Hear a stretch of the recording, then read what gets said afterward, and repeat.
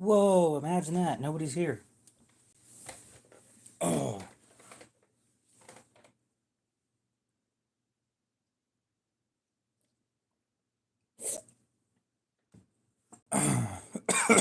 What is up? How you doing?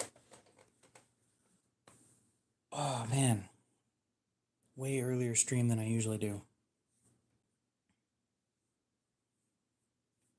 I barely woke up an hour ago too. That's what happens when you stay up until 5 in the morning. Pro tip, don't stay up until 5 in the morning. I am doing all right other than I got 5 hours of sleep and I run on 9. I used to run on 6, but that was high school.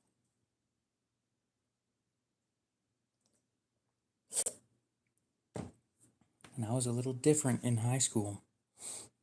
How you doing, Brando? Dang, all the regulars are showing up already. I don't know what we're going to do in today's stream. I don't have anything planned.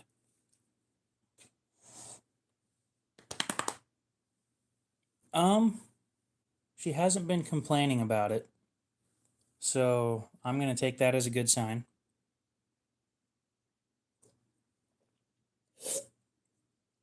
She has the option to come down whenever she wants. Just slide down the stairs, and I told her she's not using crutches in the house, even though they told her to use crutches, because we have a lot of stairs in our house. And by a lot, I mean the house is designed with steps, like single steps in certain areas, and it just doesn't it doesn't make sense to use crutches in the house if you're going to bust your ass. Ooh, what are you doing? I'd say drama's my middle name, but I haven't caused much YouTube drama yet, so. And yes, I said yet. I will be starting some drama at some point. And it's going to be a good time.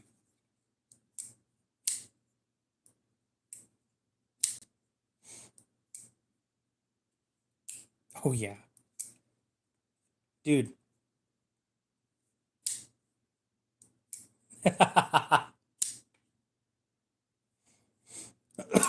Did you know that was their coworker? First question. God, something just about went down the wrong tube. Oh, yes, I do. I definitely plan my drama. It's the only way to do it. It makes it so much more fun.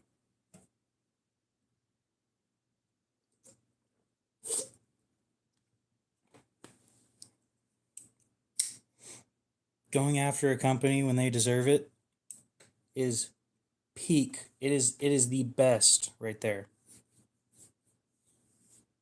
Especially when the owner of that company is a really pissy guy that has I don't want to say low self-esteem, but I had 80 subscribers, and I made a video talking, recommending how we could make a product better, and in the comments he's just rolling with, I'm an idiot, I used it wrong, I'm a moron, and I'm like, I know exactly who I'm going to pick on when my channel grows. I'm talking to you, Brad Buckner.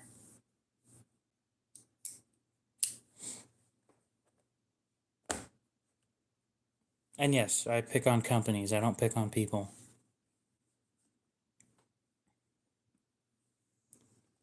Most people don't cause problems. Actually, I don't get the weird people most of the time. That's all Knives, I guess. He gets all the weird people, which is kind of fun. That has to be fun. I'm the one that gets to ban him half the time. So, how are you? I'm going to butcher that name. I am so sorry.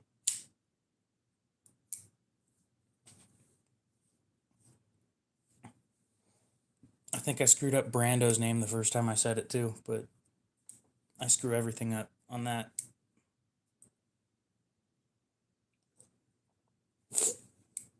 He gets all the brain rot and the racist people, which is really weird.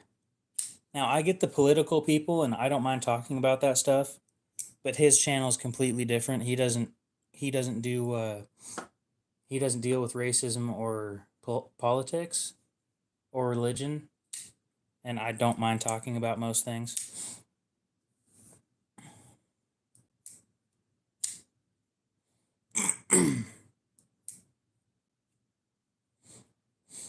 How you doing, Max?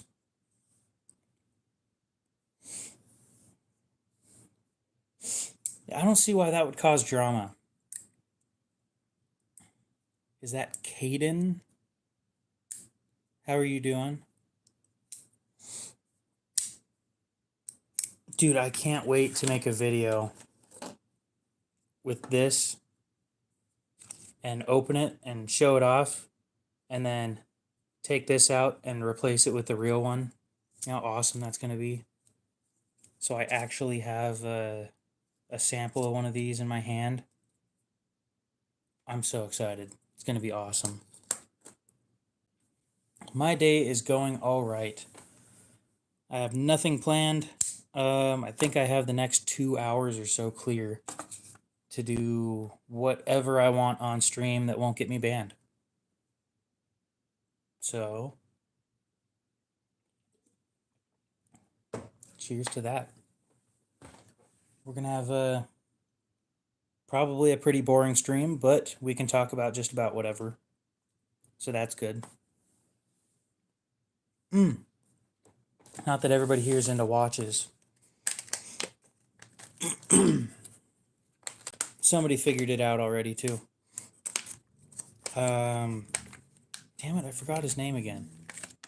I forget everybody's names. I never forget a face, but I always forget names. I'm not going to tell you what it is. I could probably tell you what it is.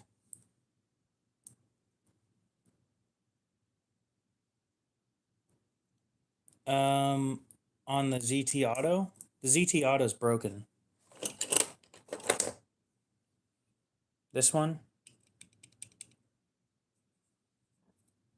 I'll pull the safety down and you push the button and the spring in there.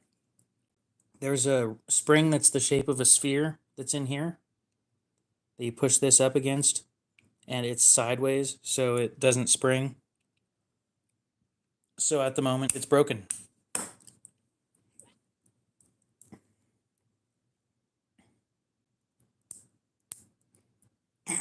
So real quick, not that everybody's into watches, but I've come to understand that the butterfly clasp sucks. Like, it is really uncomfortable. It looks good, but when I put it right here, you just have this that doesn't fit your wrist pressing up against your wrist the whole time. Never buying one of those again.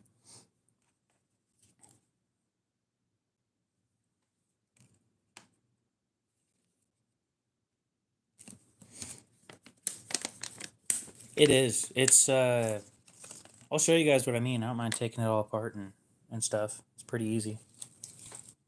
We'll just go ahead and swap it on the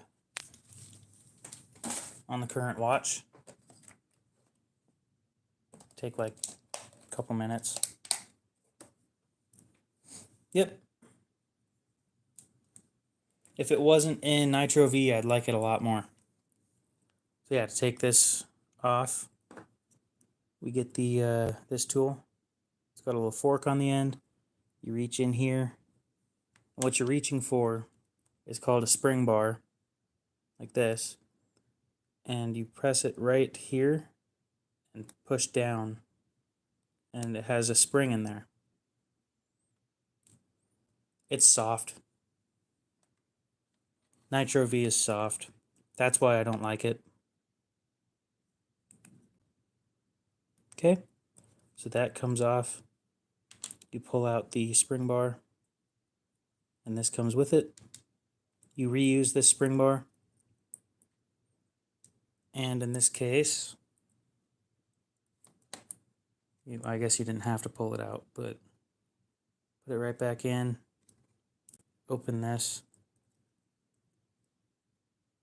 It goes right here. in the hole. And then this side.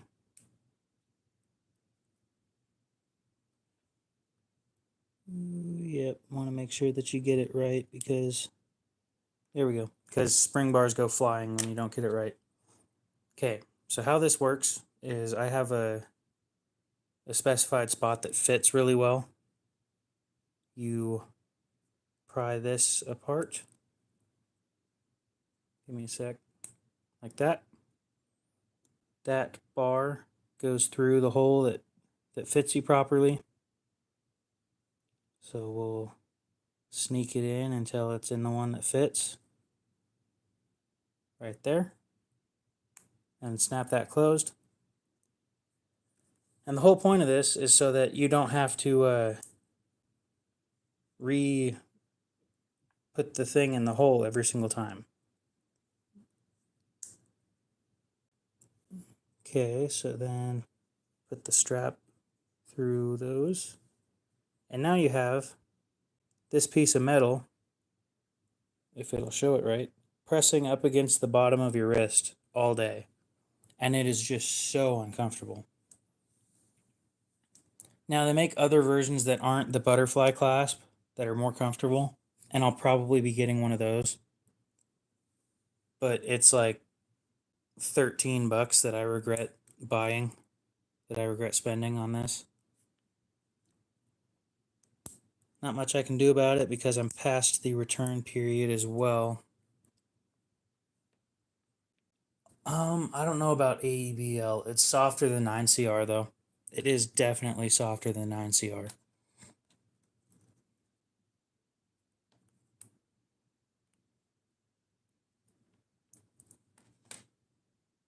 Yeah, you do have to take this out because you have to put the this on.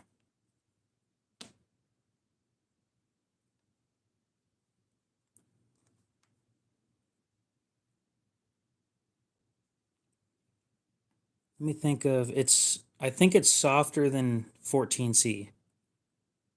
That should tell you something right there. It is a really soft steel.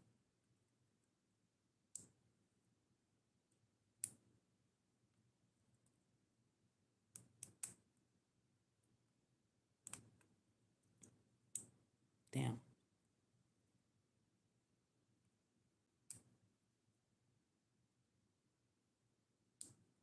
There we go.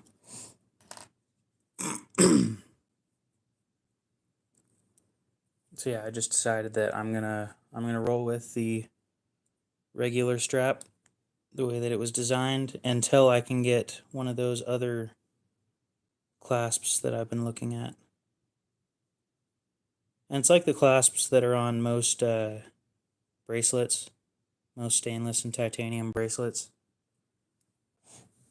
It has a long flat spot that's really comfortable, so I'll be moving on with one of those.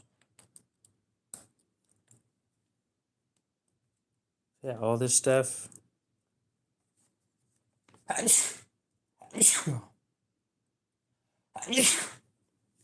God. All this stuff goes in this. Not that it's a bad company, it's just I don't like the design because it's not comfortable. Maybe somebody else will like the design. Who knows? Thank you.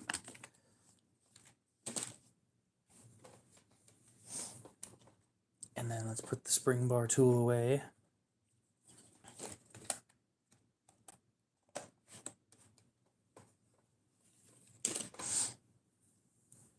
Oh. Yeah.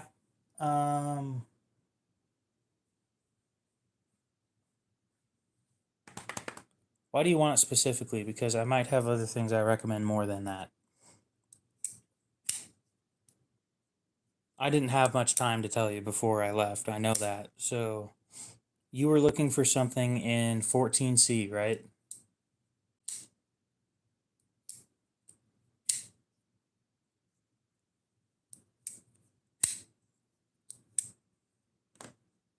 $14C. Well, let me grab my other phone. We'll look at some options because we have time today. Leatherman Arc is a great tool. It really is. First multi-tool to use MagnaCut as a blade steel. Really impressive feat.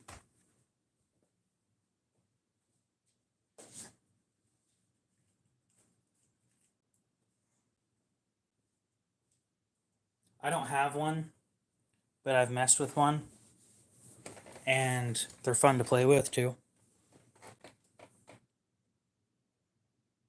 Let's open up Blade HQ.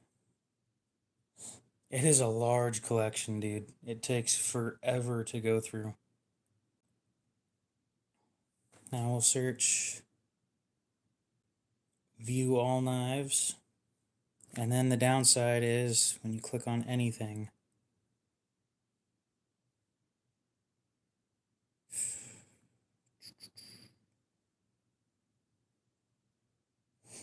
where are you at, 14C?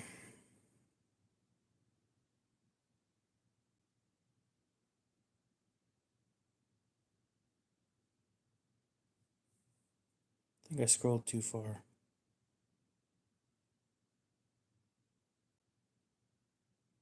Yep. So there's 1,315 knives in 14C on the Blade HQ website. Most of them are probably sold out. Big knives, not bad. The P801 SF, not bad.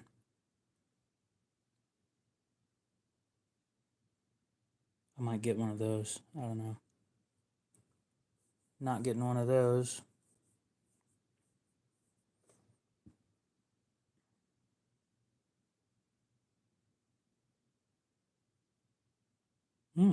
QSP Otter. That is definitely an option.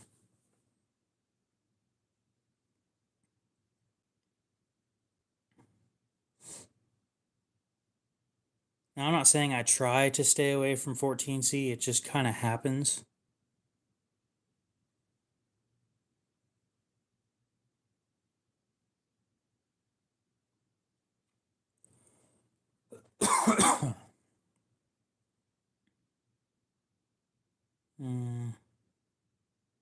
A canary wouldn't be bad either. I don't know, I think we should stick to the first page because the first page is like under 40 bucks. Well, if you have big hands, this won't fit you. That probably will. I'm trying to think of the biggest problems I had while carrying it. One of those being there's no texture on the handle. It might slip out of your hand more than once. Might. I'm not saying it will. Now, there is an option by the looks of it in G10 that would have more grip.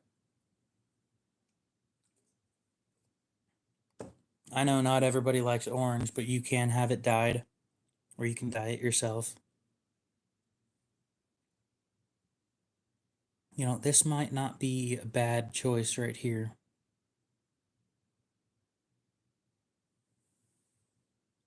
No, I've not. I don't know what that one looks like. This looks like a solid knife.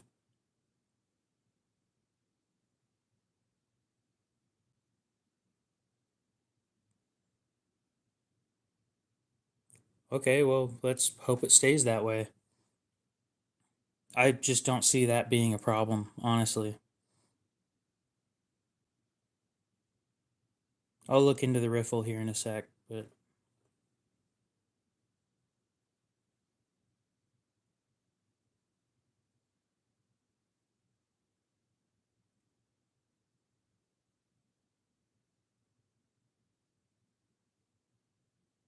yeah. I think this might be the one that I'm going to recommend over the Ruik.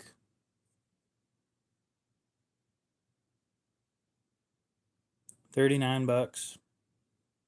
Micarta. It's not bad.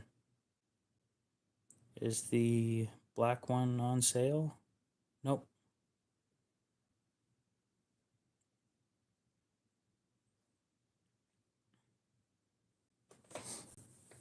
So yeah, that probably wouldn't be a bad knife right there.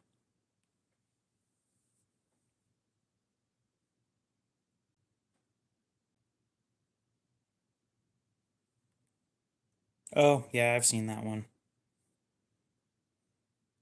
I got kind of close to buying it, but I saw how big the thumb hole was and decided I didn't want it. That thumb hole is huge.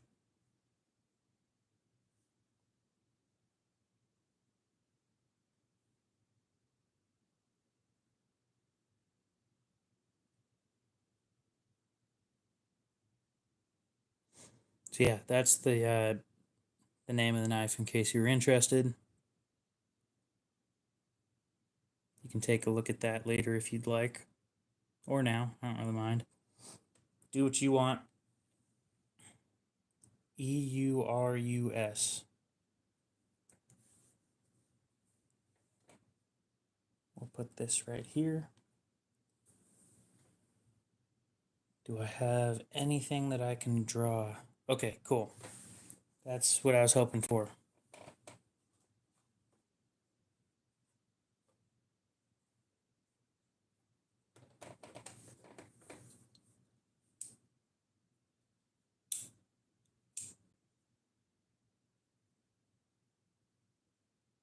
Really don't want to sharpen this one.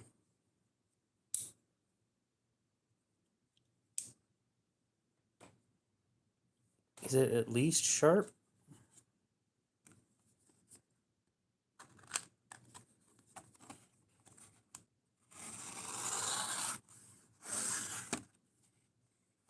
It's a thick blade.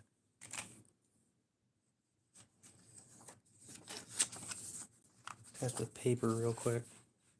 Oh.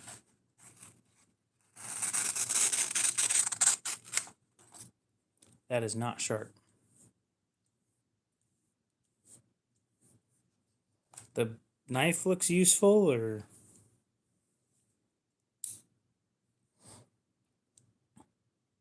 it's an interesting piece.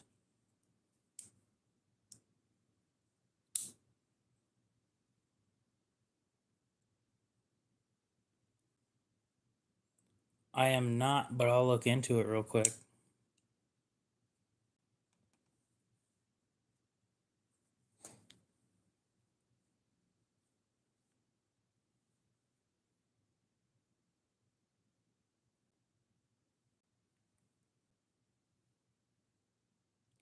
Some of those are weird looking. I'll give them that.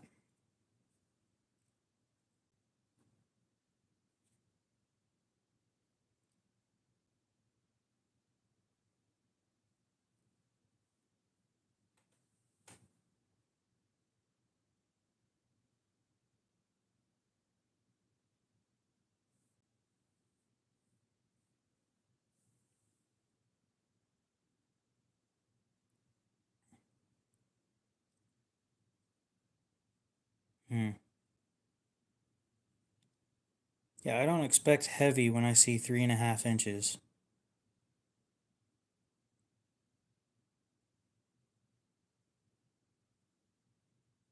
Let's see how much the one I'm looking at weighs.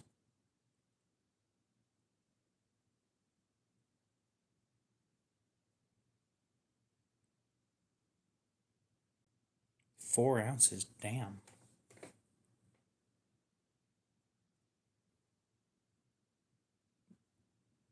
My regular watch doesn't even weigh that much. That is a little hefty. For anybody curious, this is the one I was looking at.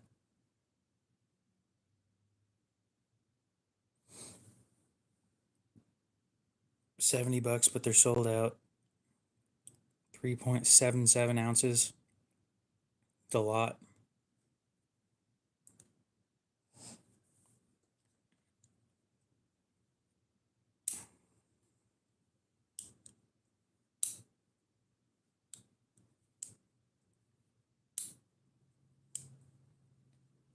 So yeah, this one's pretty cool. This is the lock right here.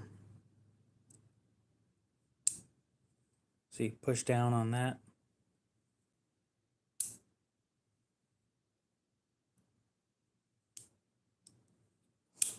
So this knife is the blade lock, designed by Michael Walker. Michael Walker is the guy who invented the liner lock. So every knife that has a liner lock, you can thank him for coming up with that.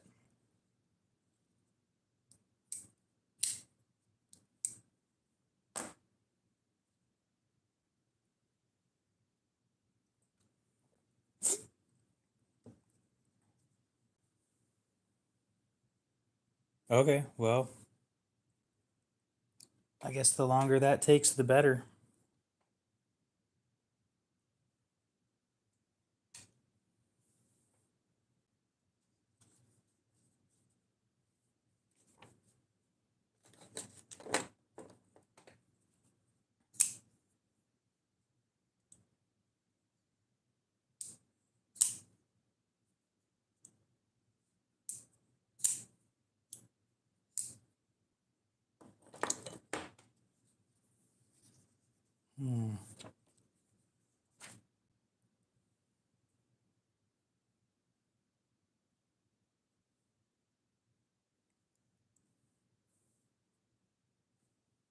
Well, you have fun with that. We'll see you later, Brando.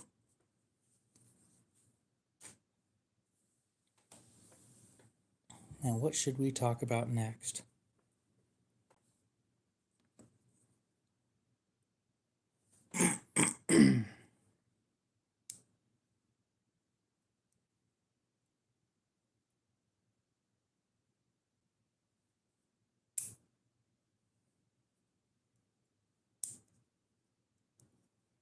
I haven't taken this thing apart, so I don't know how it works.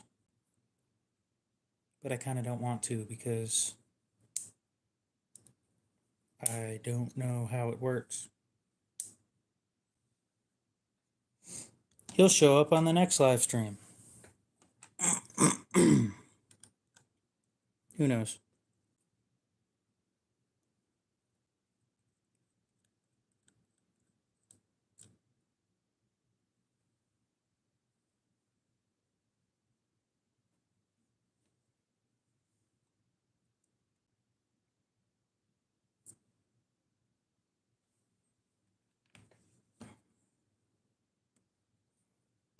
Okay, we'll get the pry bar.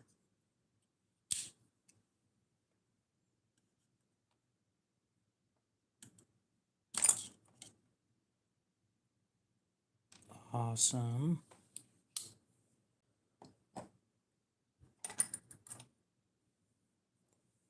How are you doing, Turkey? So, Yusuf, I believe, is how you pronounce that.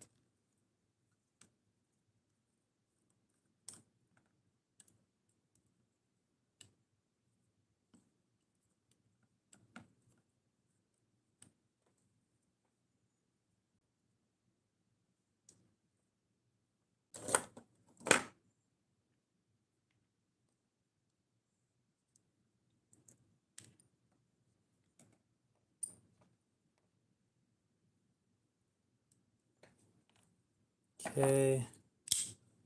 Pry bar again. Didn't need it that time.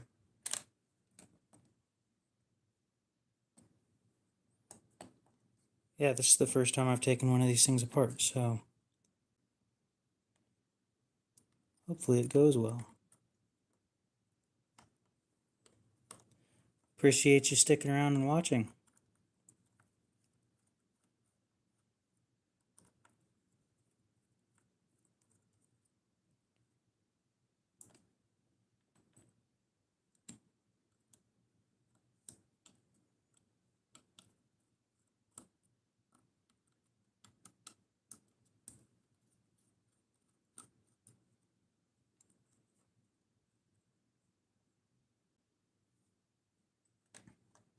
Well, that's nice. At least, oh, that's a lanyard pin. Okay. And that's held in by the, Oh, and these are loose too. Awesome. Oh, that's beautiful. Now there's a spring in here somewhere, so let's hope when I take it apart, the spring doesn't go flying.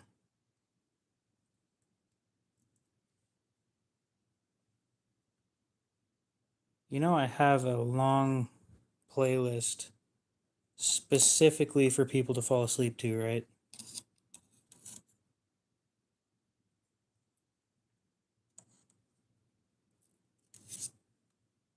Now, pretty please, don't go flying.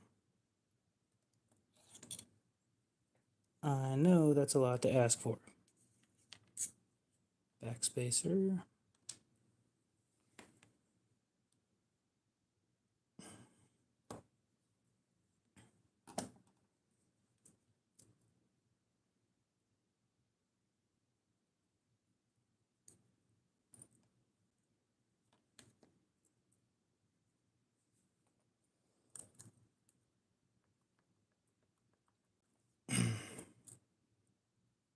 Okay. What was that it? You kidding me? There's still a spring in here somewhere. It's right there.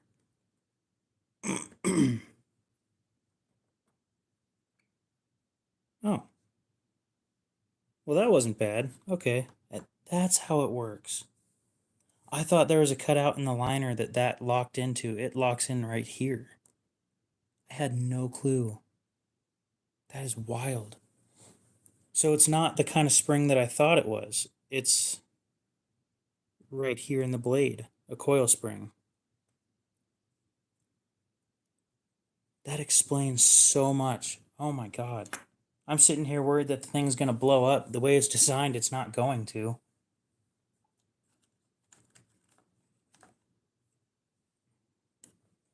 Okay, so we will remove the washers because you can see all this black stuff. Well, there's a bunch of black and green. We're going to clean all that off. Then we're going to oil it. Yeah, I've been scared of taking this knife apart for a while now. Because if a spring goes flying, I don't think that they make parts for this one anymore. So we'll go ahead and put the microfiber on my lap and we'll run from there.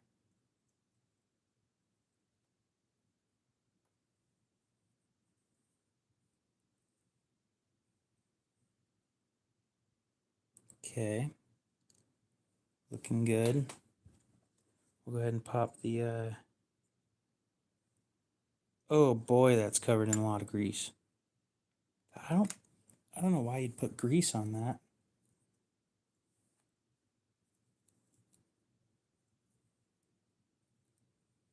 So it was black and covered in grease.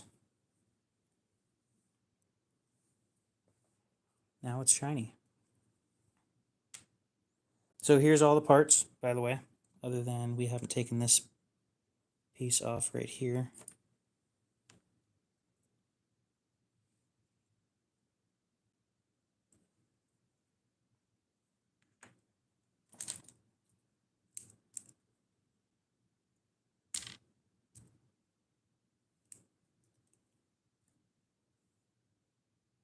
We'll go ahead and wipe this off real quick. Now, the reason why I'm not bringing this over every single time is because it tends to drag stuff with it when I pull it away. Stuff like screws, and if one of those screws goes missing, again, they don't make parts for this knife anymore. Spotless, by the way. So if I'm missing a part, I can't get a replacement. That's why working on, I don't want to call it vintage, but it's not produced any longer, isn't the most fun. But you do learn some awesome things. Okay, we'll go ahead and take the stop pin out. Put that right there. We'll just wipe this one off real quick. Got a whole bunch of grease right there on both sides.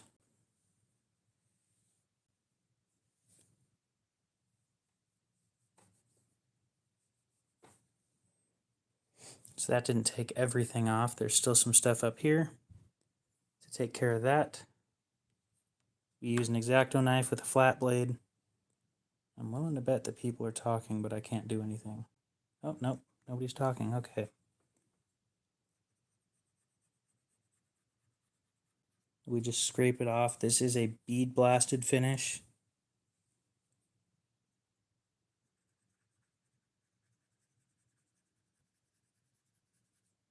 Okay, nothing else will come off.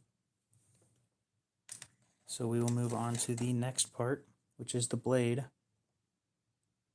This, I'm just going to wipe all this crap off and then scratch anything off that doesn't come off as well.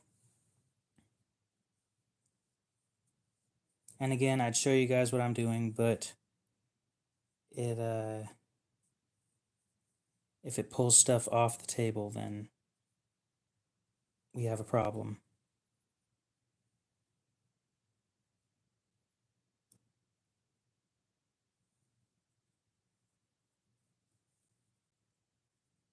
And I'll show you guys what this microfiber looks like once I'm done. It is no longer clean by any means.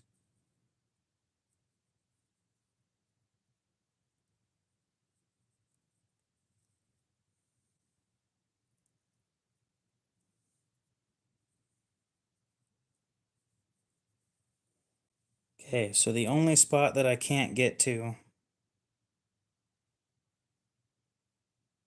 Oh, there is a tiny cotter pin type spring. I do not want to mess with that. So if you guys look real close, right there, that's a spring.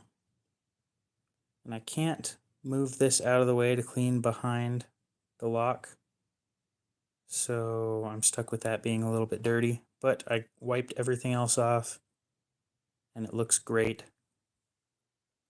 So I'm pretty happy with that. This one goes on top, this one goes on the bottom. We'll go ahead and clean the one on the bottom real quick. And start putting this thing back together.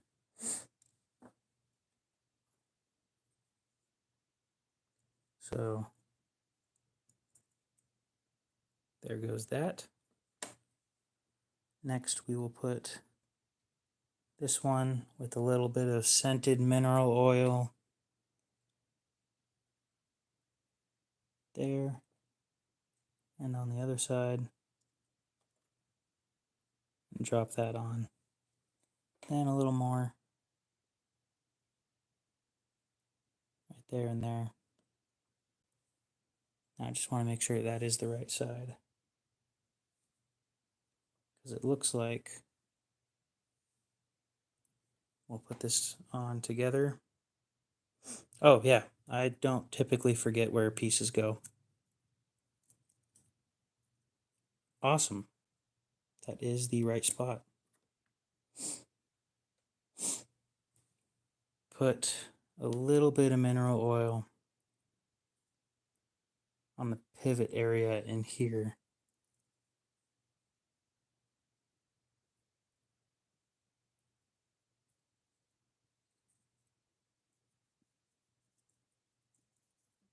And a little bit up here as well.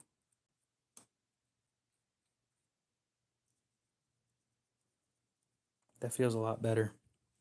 A lot less resistance when closing. Put the stop pin right there.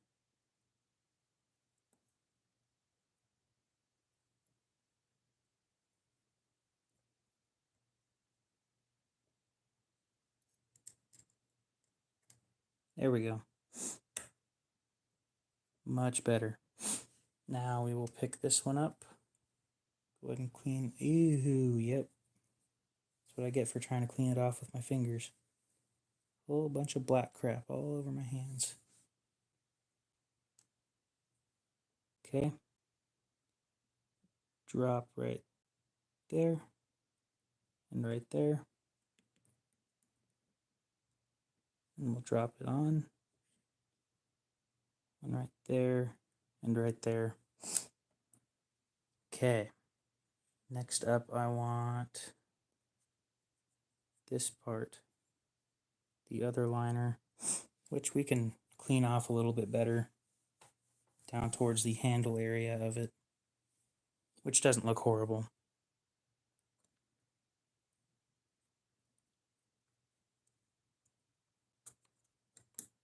Come on.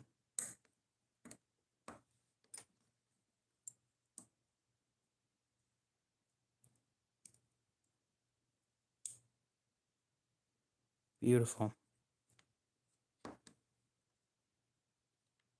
Next goes, it probably, nope, that pin doesn't go in yet. Okay, line this up.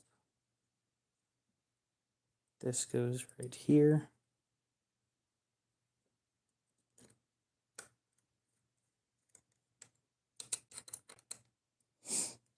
And then we will line up the other hole.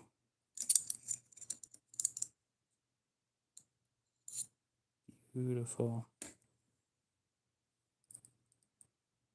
Put the other long screw in right there. Okay. Next we can go with the rear scale since things are all put together now. We'll go with the rear scale and then the pocket clip, and then we will swap sides.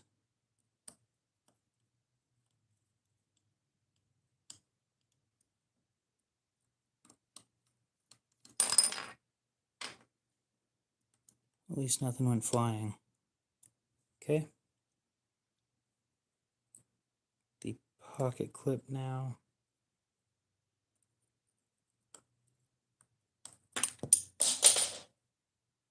Oh well. I am not reaching down to get that.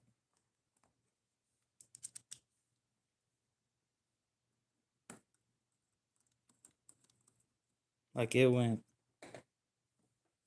3 feet away and I'm sitting down. That is not happening.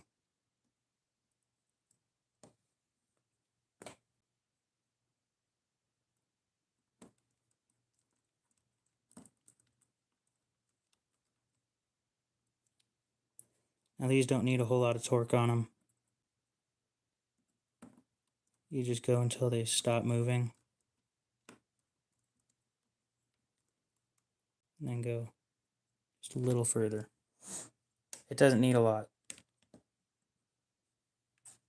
Okay. Before we put that together, the lanyard pin goes through there.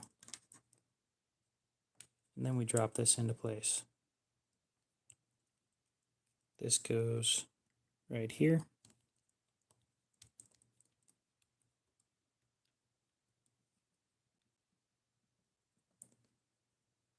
This goes right there.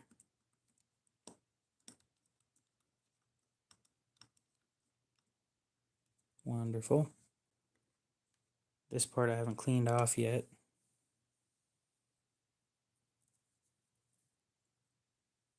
Okay.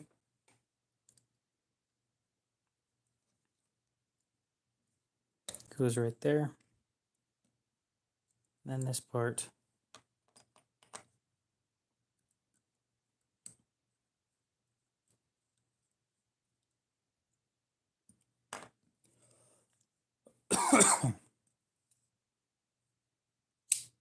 Yep, it needs tightened. As you can see, it's not centered. Now it is.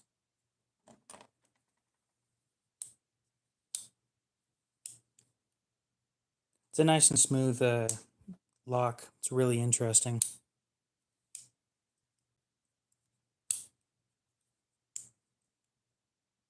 Yeah, I was fully expecting something to go flying, because that tends to happen when I take apart knives that have springs in them.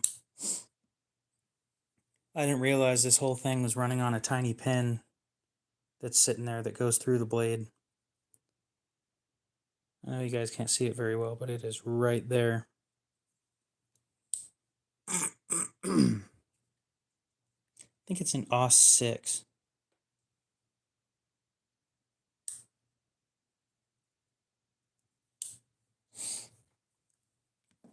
But back then that was more common. So here's what the microfiber ended up looking like. It was clean when I started. All that came from that knife. But yeah.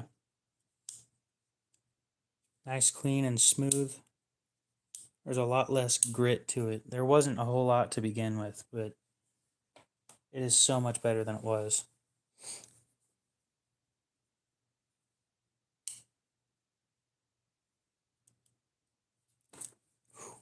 Got that thing for part of the collection.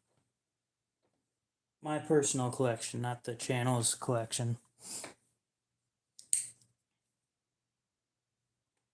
Another thing I got for my personal collection was a Gerber LST in red. I think I have 3 of these LSTs, but the one in red was apparently kind of rare, so that's cool.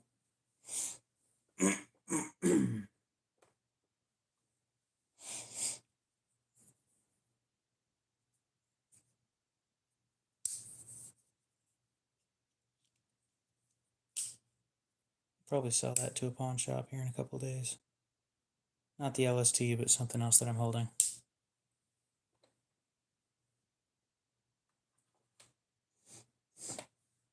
You don't have a whole lot of extra stuff now.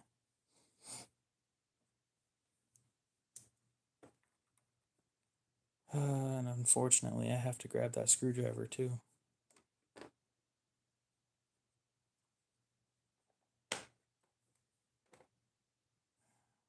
Not looking forward to that.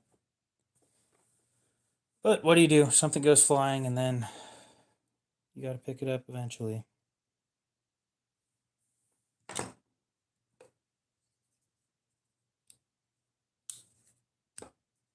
Oof.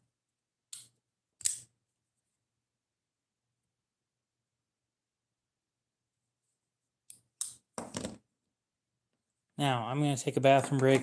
I'm going to put some knives up to show what I have going up for sale, or that's already up for sale on my Blade Binge account.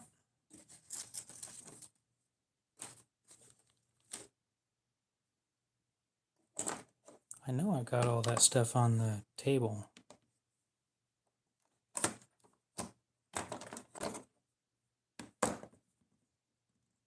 Except for the leek. The leek goes in the box with all the other leeks.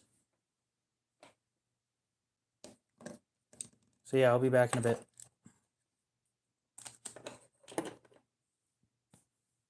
I should have a sign.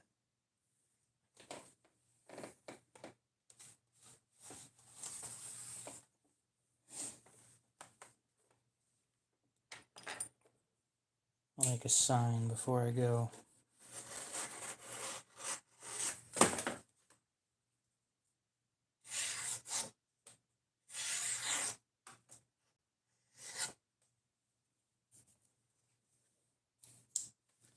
Wonderful. Let's write it with crayons. Because for some reason I have crayons on the table.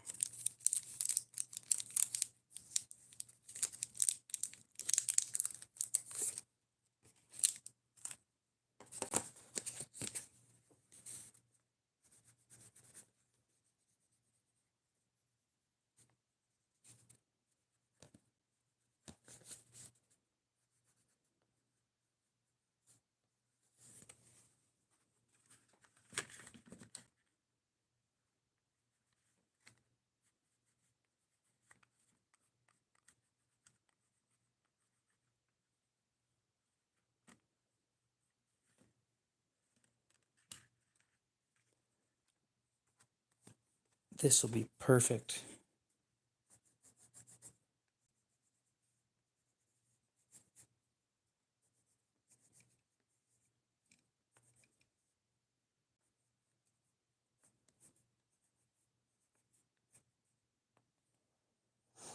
Yes, these ones right here are for sale.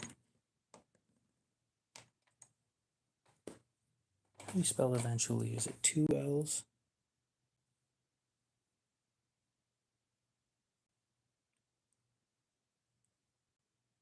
It is 2 L's.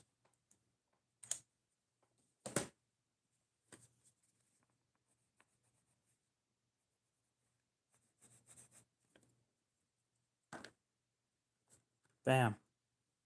I'll be back eventually.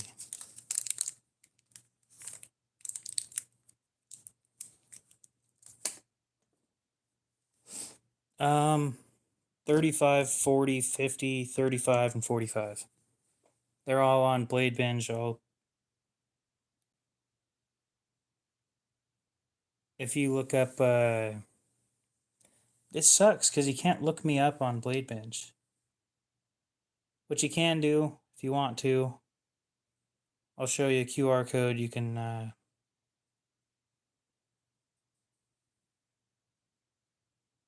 screenshot this code. It'll go straight to my Blade Binge account, and you can buy anything that's on there if you're interested. Now I'm going to go to the bathroom. That's what the sign's for.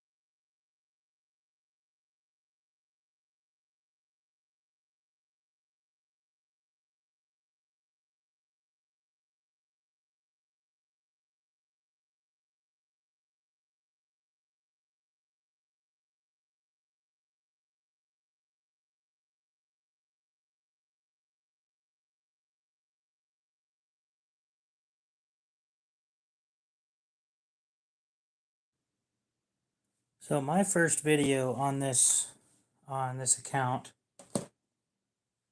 was me complaining about how bad another knife was. And the knife pissed me off so much that I made a video on it. And then it got like 500 views. And I decided, well, this is what I'm doing now. And here I am. That was about 2.5 years ago. You seem to have made your account in January of 24.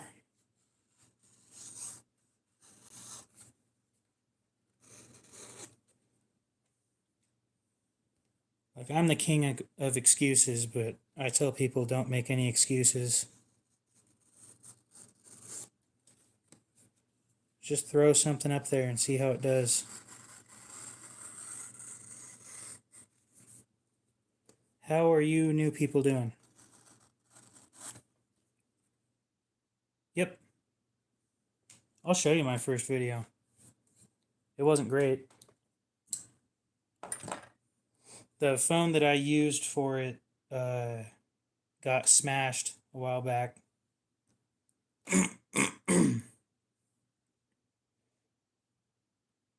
Scroll all the way down. I didn't have a tripod yet.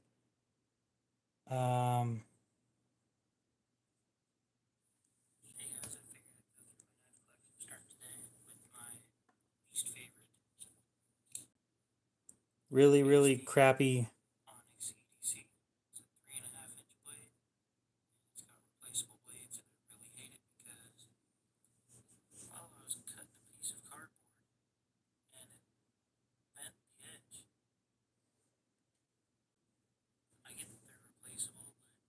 Now you can't hear it in the video, but I was pissed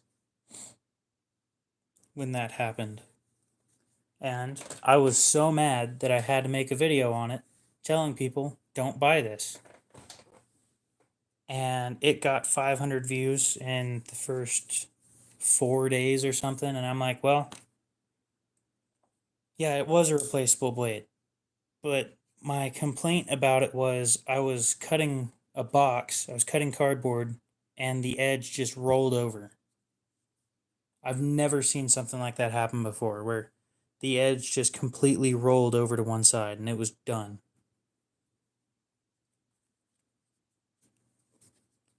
And again, I understand that it has replaceable blades, but I don't want to have to use them. That just seems like a waste of money to me. And I didn't know how to sharpen stuff back then either. That was a long time ago.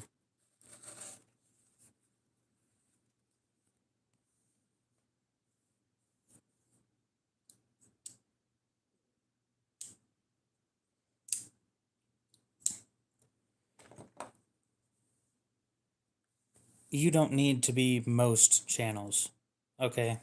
You are your own channel. You do your own thing.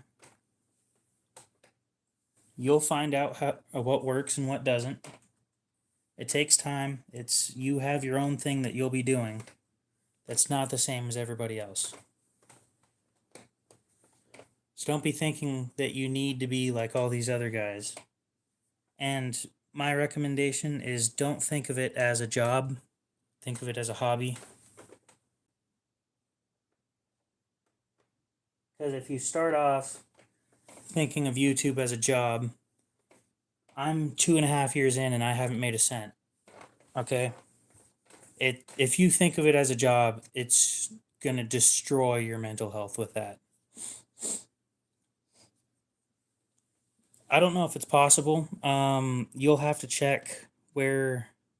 I'll show you real quick.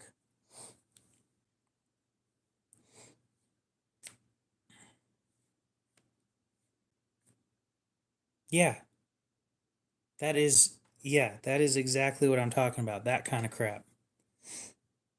Let me check real quick where they'll ship. I'm not 100% sure if I can find out. I think you might need to find that out on your And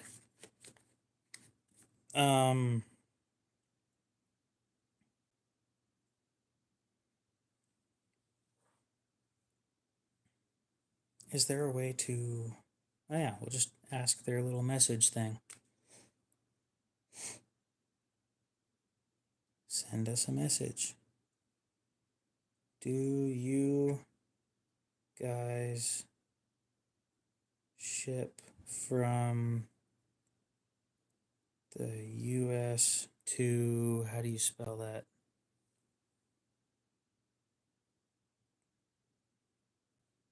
T, the U with the dots above it, R, K, I, Y, E.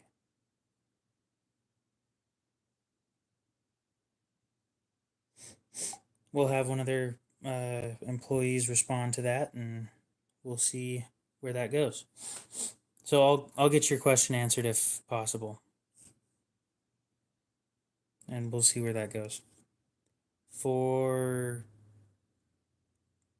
We've already talked about that one. Yeah.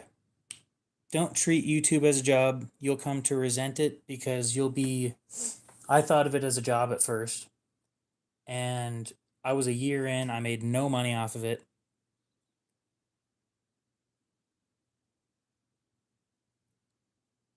I am from the US, yes. You'll begin to resent doing YouTube because you're not going to be making any money for at least the first year. I'm almost guaranteeing you won't.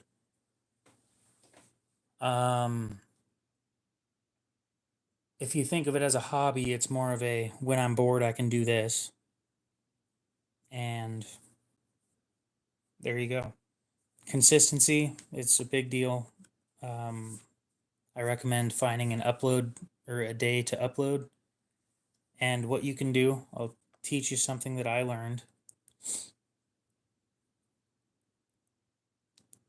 Let me go to my YouTube studio and I'll show you something in the analytics section that you guys don't usually get to see. I'll go here. I'll go to audience, I believe. Yeah. So this right here will tell you when your viewers are online, are watching YouTube. And my viewers are typically at, let's see, 12, 1, 2, 3, 4, 5. That's about 6, 7, 8. If I uploaded at 8 to 9 a.m., a lot of them would see the video that I just uploaded and it would all work out. You know, they would get to view the video that I just uploaded.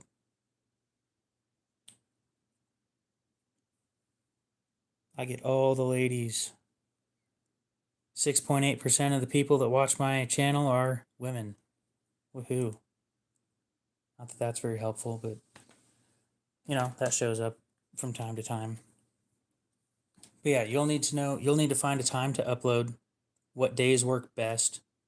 It's pretty easy stuff after you upload like 4 times. But take your time, don't expect to be making money off of it.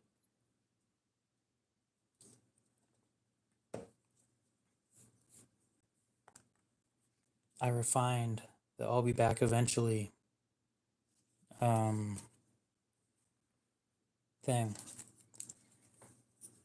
Maybe in the bottom corner I'll put the channel name.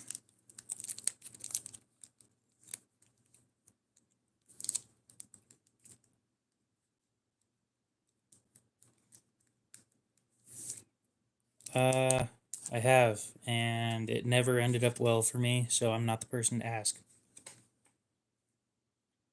I know what you're talking about.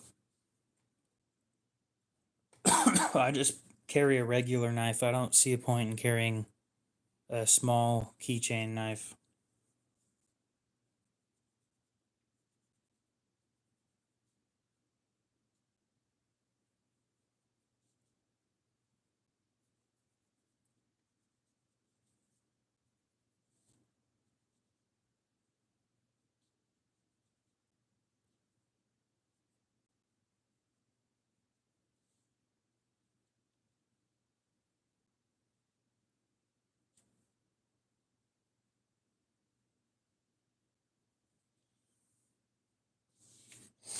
Like 13. No, 10. It ended when I was 13. That was the best relationship out of the bunch that I've had. All the other ones ended up with cheating, so it is what it is. Oh, let's see if they got back about the shipping to Turkey thing. Maybe.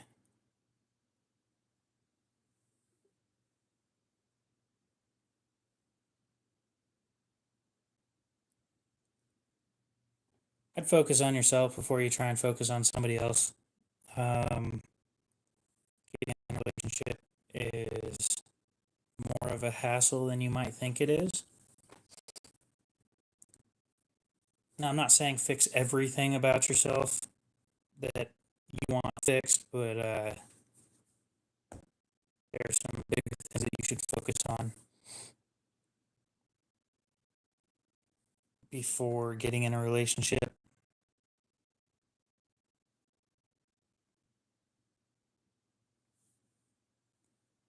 You know, I saw number 13 and I was sitting there thinking, Opinel number 13. It's like a 1.5 foot knife. The thing's huge. I think they're like $180 or something, and I wanted one, but it's a lot of money for what it is. So yeah, I think that that looks good. And I just threw the sign. Why did I do that?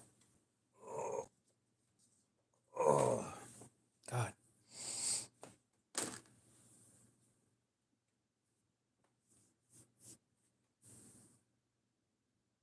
No, I don't have any ballast songs. They're not my thing.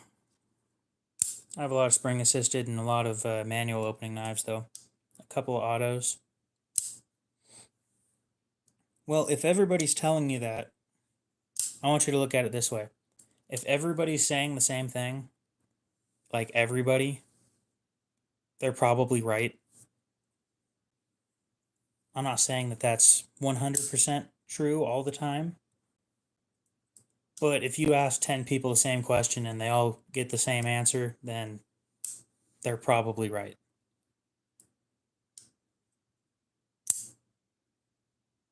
But yeah, worry about yourself first. I'm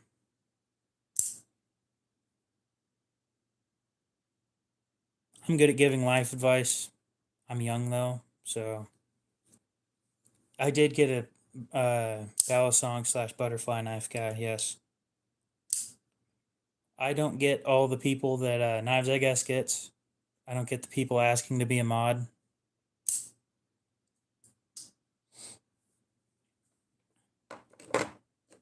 I think I'll be throwing this one up for sale here pretty soon. I don't have any trainers either. Actually, I do have a trainer, but I don't know. I never play with it. Kershaw Whirlwind. Could probably use a new spring. Wonder if they make springs for that still.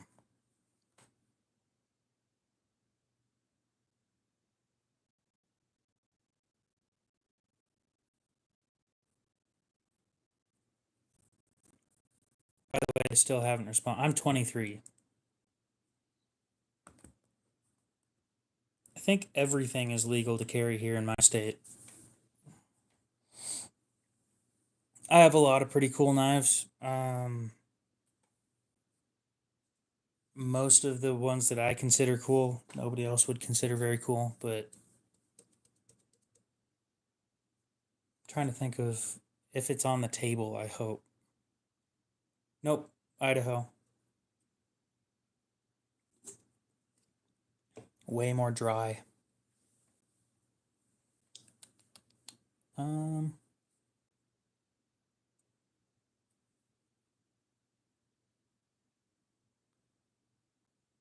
Just checking.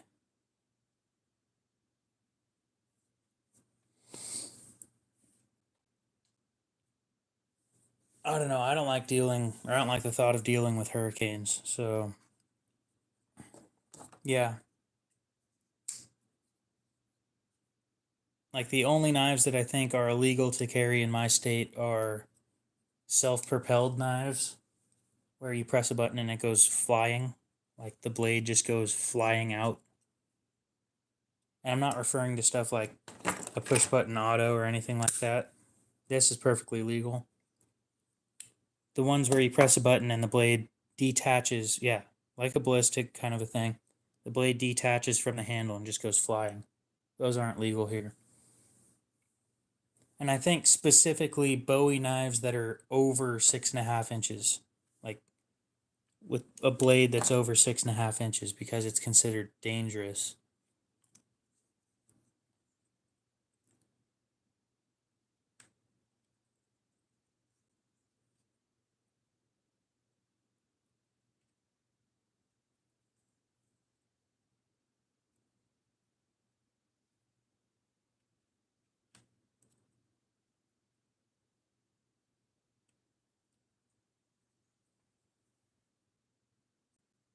Regular katanas are legal here.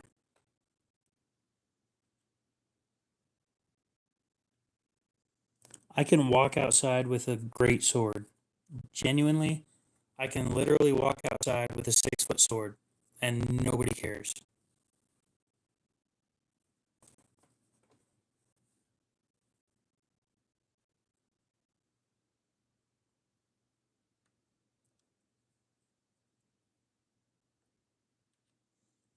You might get some funny looks and you might have somebody stop you, but there's nothing illegal about it. It's called open carry. I can carry anything. It's kind of like concealed carry you have to worry about sometimes. It depends. Yeah, concealed here is, I think, four. Yeah, I saw that. Like, why run at the police with a pair of swords, even if they're fake? Like, idiot. Bring a sword to a gunfight. What a moron. And you expect them to use tasers. No.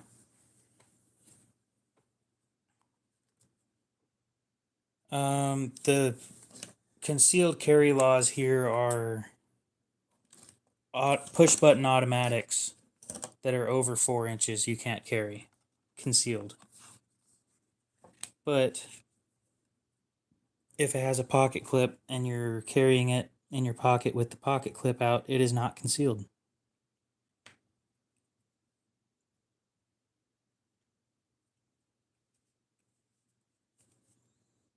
A lot of very weird knife laws.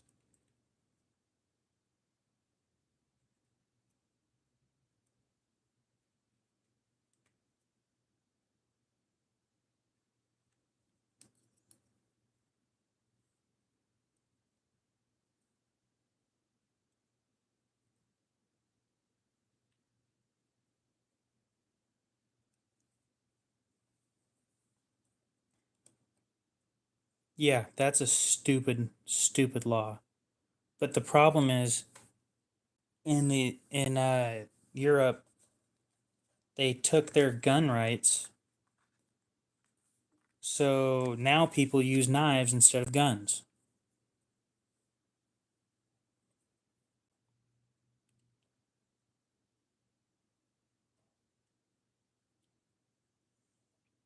Like in a gunfight, at least I have range. In a knife fight, anybody can get hurt.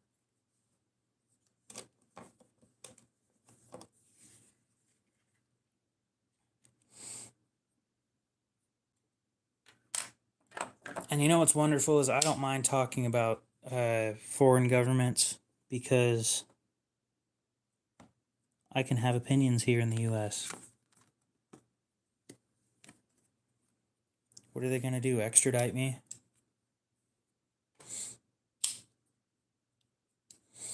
I appreciate the sub, by the way, Yusuf. I have asked them if they ship there. They haven't responded yet. I will probably be streaming later on this week.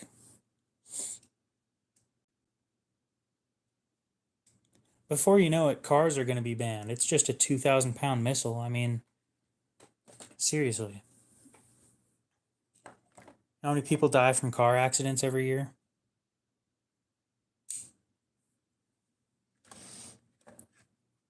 Be careful with that. I do have an email that you can email me at if you're interested. But I would just go onto their website and see if you can order something. And if you can, then there you go.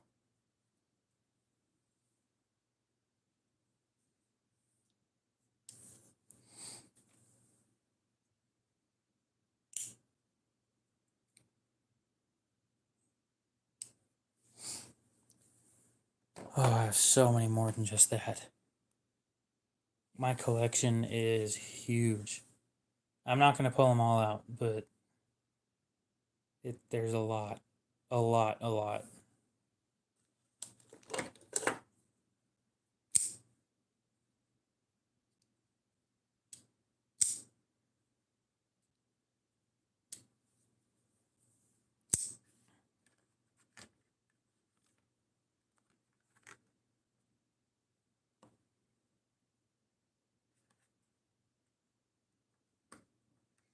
I keep saying it's over 170, but I haven't counted in months.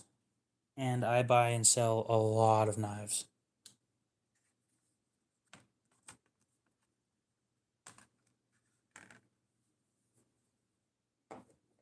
But yeah, it's a really big collection.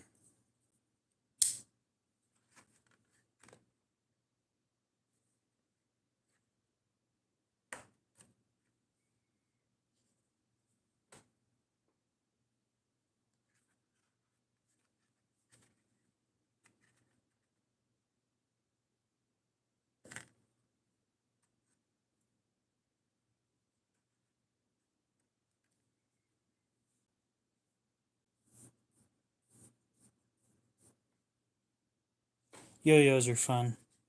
You know how to use them.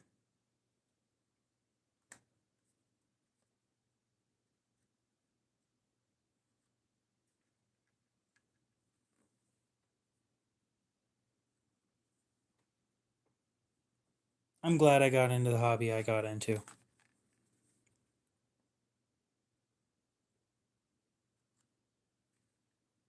I got into yo-yos for a bit and it didn't last. The only hobby that's actually lasted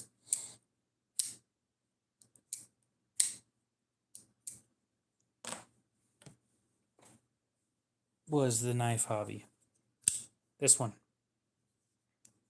I always call it my favorite. It's a QSP Penguin. They're kind of hard to get right now. It's a common knife. It's just it's got marbled carbon fiber with blue G10 in it. You can see the blue. It's in D2. Really solid knife. It's one of those knives that I think everybody should have one.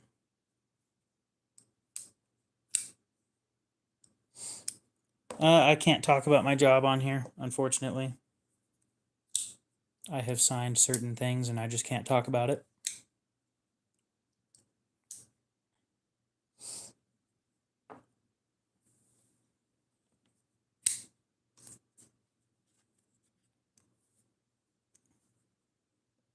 So is Publix like a grocery store chain?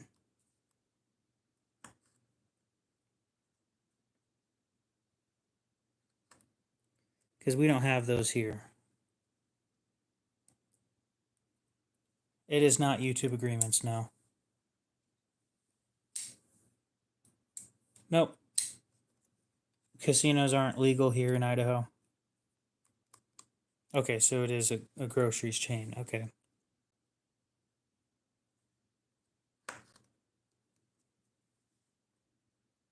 How you doing, Crab with a Knife?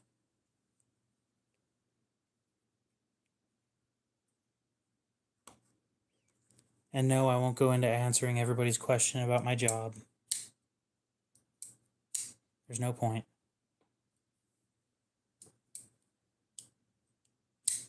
Because even if you got it right, I couldn't tell you. So,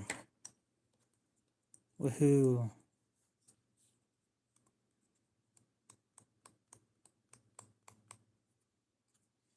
Should I come out with stickers? Should I have a company make... Yes, that's Idaho. We provide potatoes to...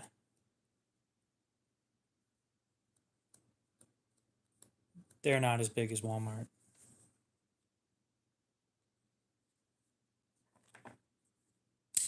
Pretty sure Walmart's the biggest grocery chain in the world. If not the world, then just the US. Or are you saying their buildings are as big? Okay. Yeah.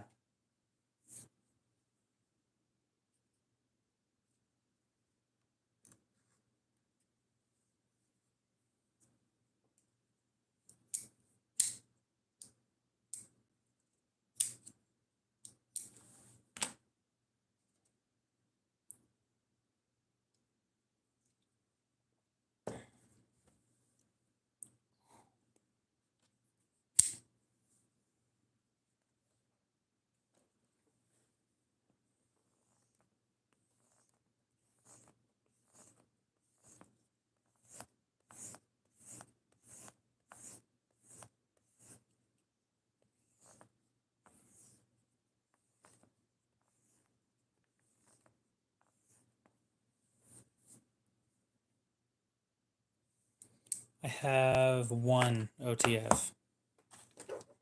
And lucky for you, it's on the table.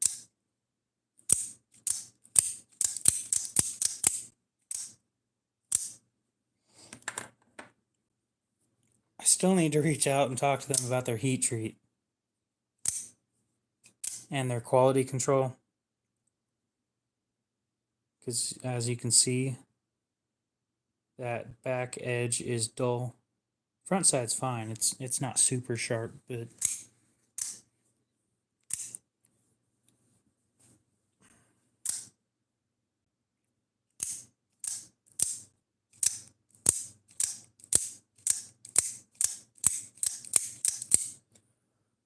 OTFs work with 4 springs, 2 locking mechanisms, and a lot of lube and stuff that it's riding on.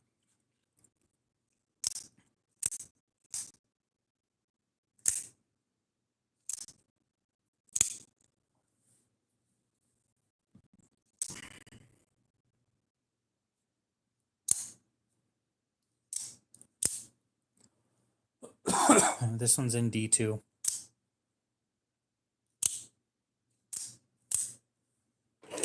They're like $150 or something. It's pricey for what it is.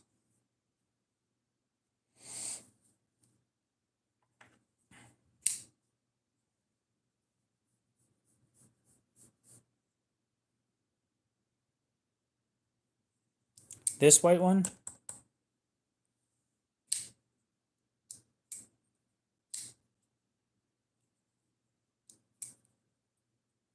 Well, I mean, there's only one white one on the table. Who am I kidding? This is a 3D print of a prototype me, another YouTuber, and a knives company are working on.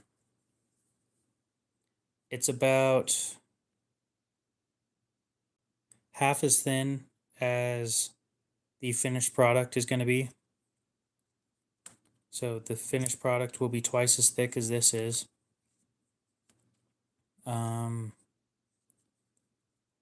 It'll also be chamfered. We're working on getting samples made right now. Should be fun. They will be sold on Amazon I believe, as knife kits. It will come in all the pieces separate and you put it together yourself.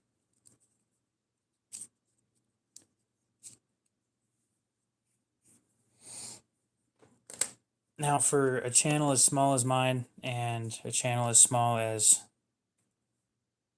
I mean, yeah, it's like from this to this thick. It's 0.551 inches thick. It's a little over half an inch. But it's really comfortable.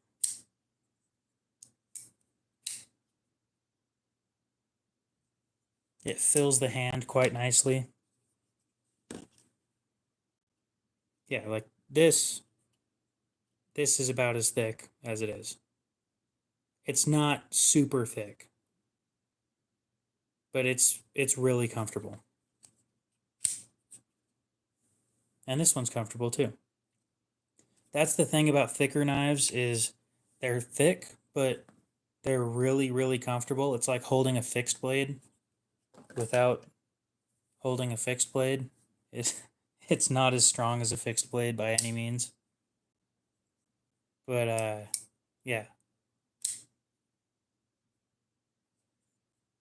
Just something to think about.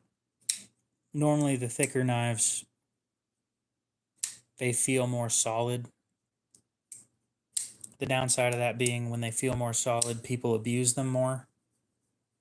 So I believe I have it designed with that in mind. Trying to make sure that I'm pretty sure I designed it thinking that people were going to use it wrong.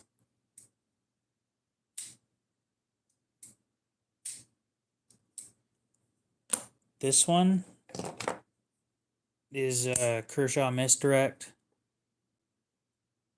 It's cheap.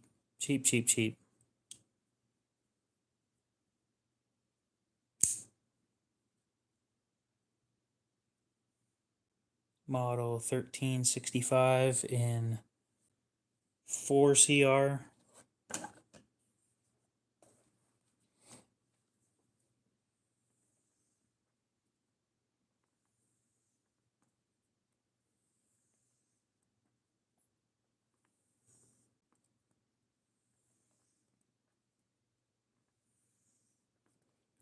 One thing about 4CR that's really weird, and a couple of the other softer steels, is if you let them sit there, they get dull over time, even when you're not doing anything with them. So, like, really, really disappointing performance. Really, really, really disappointing performance.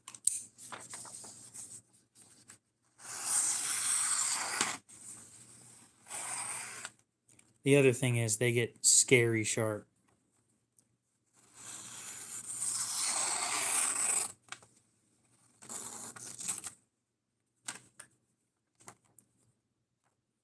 No, it isn't all in your head. It's so weird. I don't know how it works like that. But the lower end steels that are softer, they genuinely do get dull without use. So it doesn't matter if you're using it or not. It'll be sitting there for like 3 months. You won't touch it once, and it just gets dull. So this is a reverse tanto, where the back is flat and comes into a tanto, but this isn't the edge side. This side is the edge. So that's a reverse tanto right there.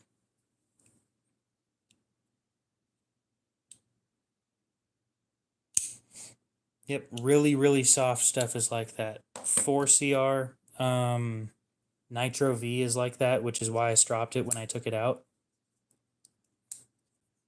8CR doesn't do that, but 3CR does.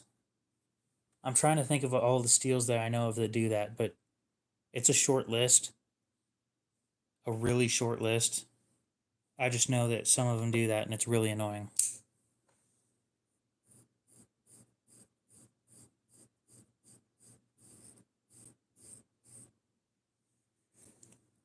Yeah, it's shaving sharp.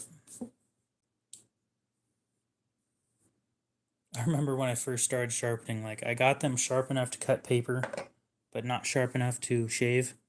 I have a bald spot on my arm now. Right here. A lot of people that are new to the knife world like tantos. The reason I don't is because they're a pain to sharpen. And I think they're more designed for stabbing than anything else.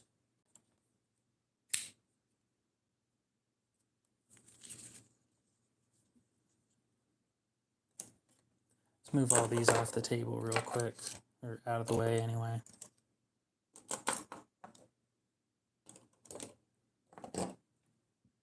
I want this cut out, so.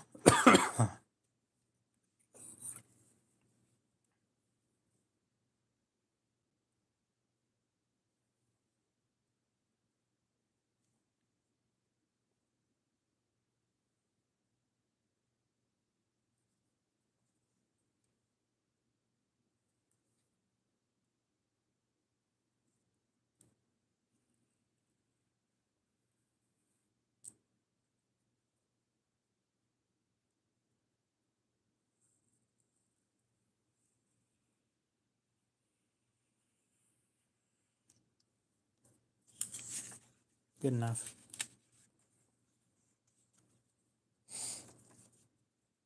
You collect whatever you want to collect. I will not tell you not to collect something. If you like it, pick it up. I know what I like. I know what I don't like. Just because I don't like tantos doesn't mean that you can't.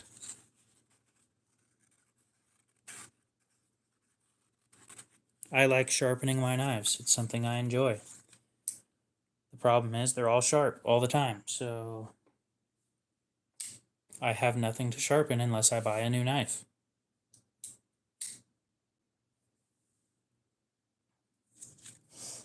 Which, as a heads up, I should have a whole bunch of more Kershaw Leeks coming in to sell here pretty soon.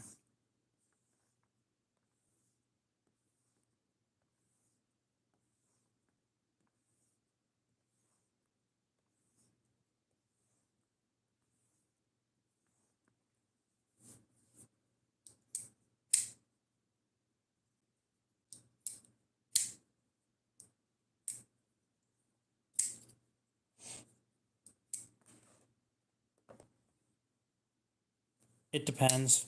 If you don't suck at sharpening, then yeah.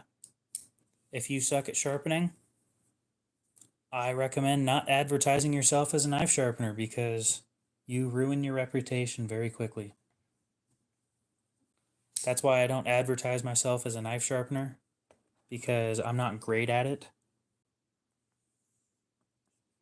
But I do all my sharpening by hand.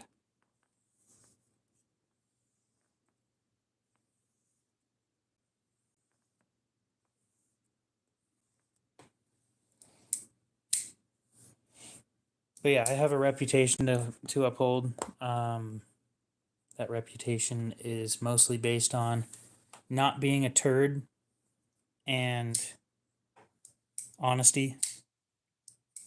I won't tell you guys things if I don't believe them. And I also correct myself when I'm wrong, because being humble is part of this. Well, being a YouTuber, I mean. Wow. They already gave up on sending me a message back. That's sad.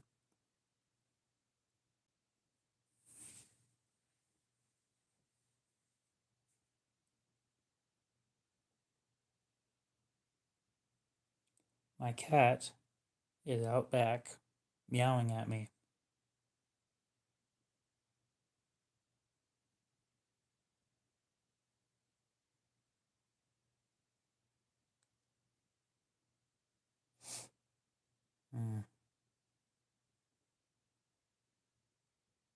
What else? What else do I want to do today? 2 people left. As in, there's only 2 people left in here. Dang. Maybe I should put the sign up and people will show up again. Because apparently when I put the sign up earlier, people showed up.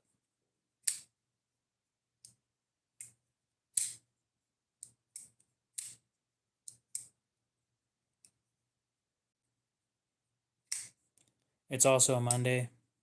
I don't normally stream on Mondays.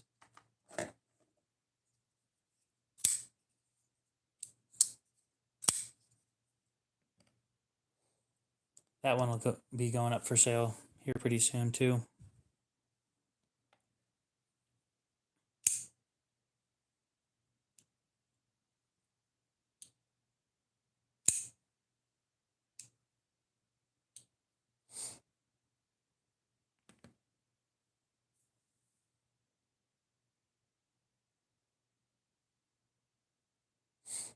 I think they still go for 50. It has box papers, or it has box and whatever came with it.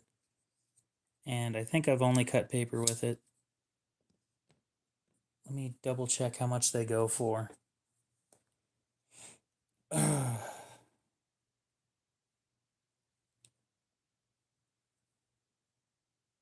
right, Blade HQ, help me out because that's where I got it.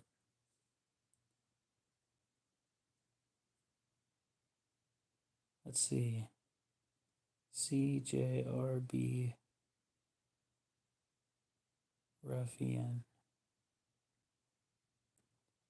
1977. How are you doing? Yep, they still sell for 50, so I'll probably go with like 45.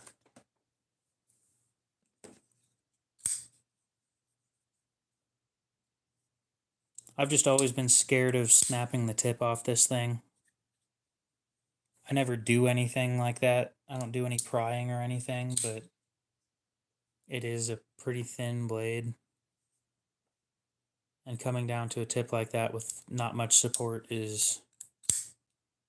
I'm just scared of using it. It's a solid design though.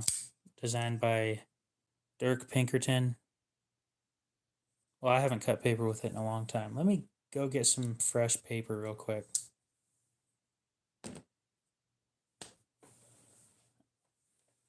Oh, my back.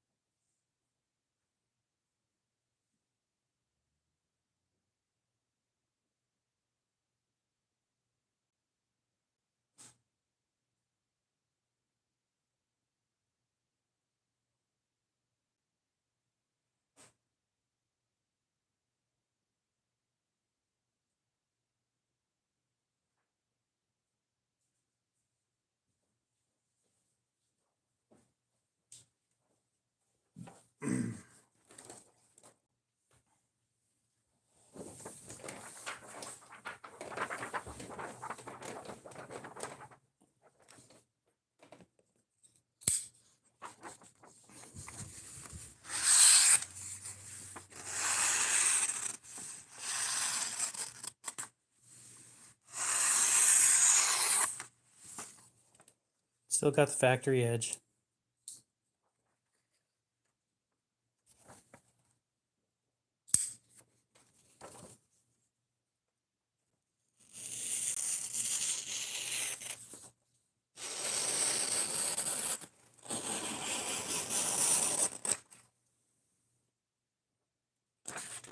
I'd say that's a pretty clean cut. Other than not cutting straight because I'm holding it up off the table.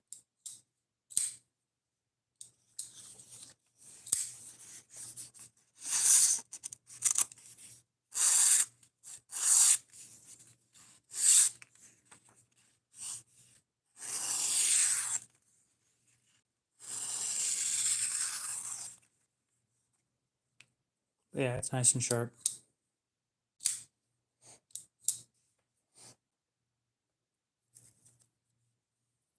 You got to keep in mind that shipping is also a thing. So after shipping, depending on what shipping you choose, it'll be around like 50 to 55,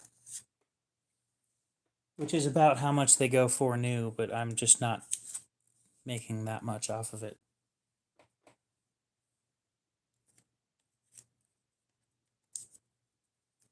Because Blade Binge takes a cut of everything that I make.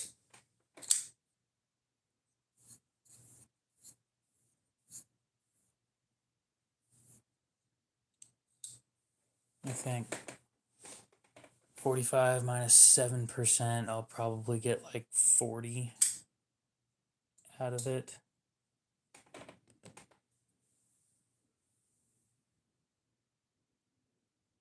So if I sold it directly to somebody, I'd sell it for like...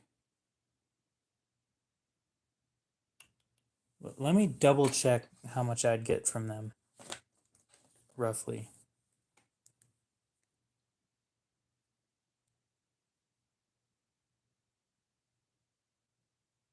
Calculator, where are you? There you are. 45 minus 7%. Get about 42.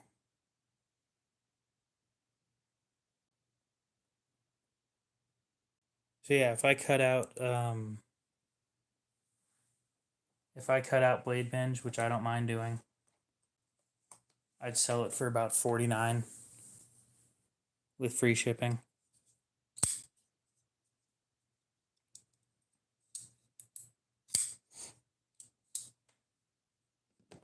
That way I'll make a little bit more and you save a little bit more. You save like $4 to $6 in shipping.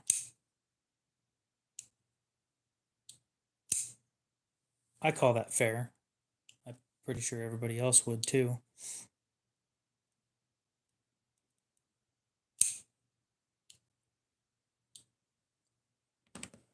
I try. I'll sell it whenever. I'll post it on Instagram or something. I doubt it'll sell quickly.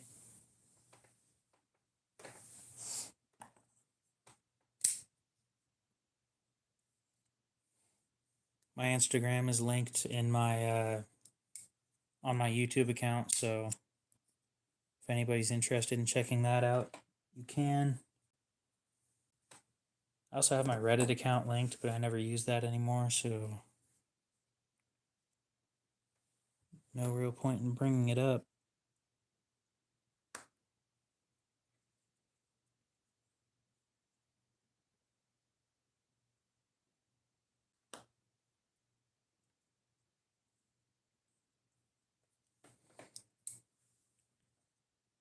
But yeah, if you're interested, just I mostly go with Cash App because Cash App is less of a pain than PayPal is.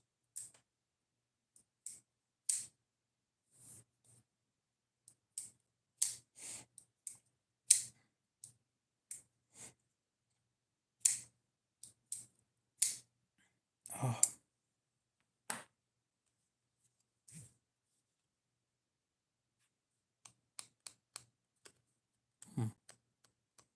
Guess I got about an hour.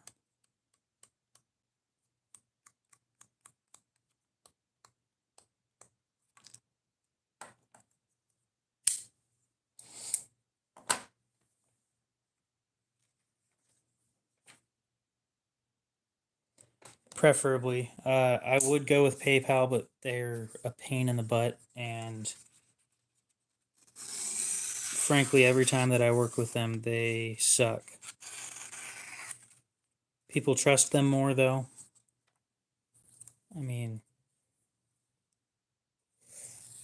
apparently Cash App is where all the drug dealers and shit go, and I'm like, well, because Cash App's less of a pain.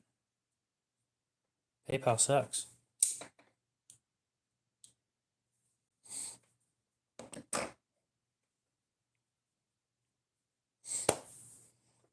But yep, I do tracked shipping everywhere, and yeah.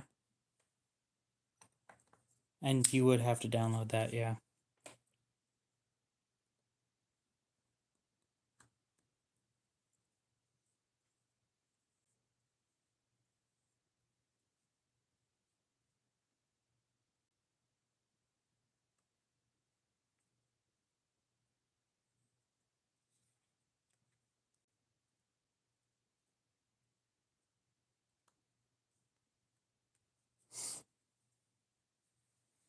I'll work everything out with you through through Instagram or something if that works for you.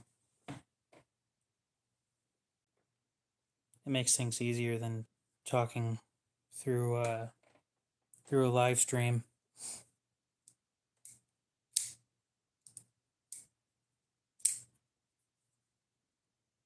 Something to keep in mind is you don't have to buy it either. If you want it, you want it. If you don't feel like you need to buy it, don't buy it. All you're saving off of a brand new one, it's brand new too, but all you're saving off of a brand new one is like $5 in shipping.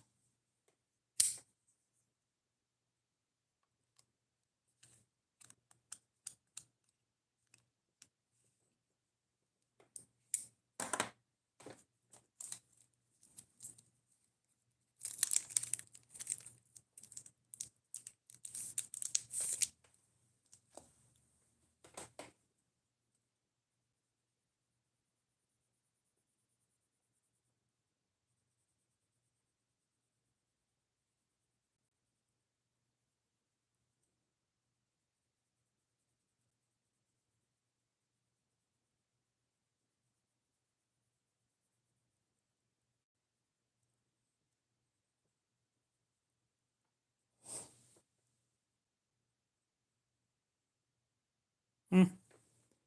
I wouldn't feel bad about it. There's nothing to feel bad about.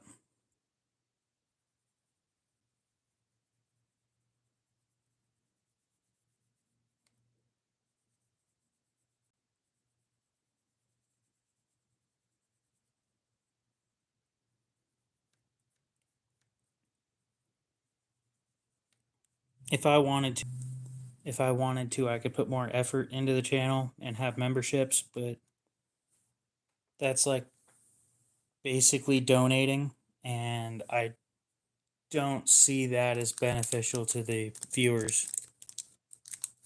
You spend like $2, $3, $4 a month, and you don't really get much special stuff out of it. My plan is when the channel gets bigger, I'll do the membership thing, and however much I get in memberships will go into a knife that gets given away only to members. You know, one member wins every month or something, and that's the plan anyway, but if you don't get enough members, then you're working on a real sad knife.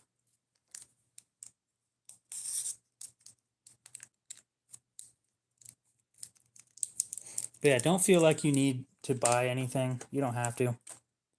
I'm doing fine with money as it is.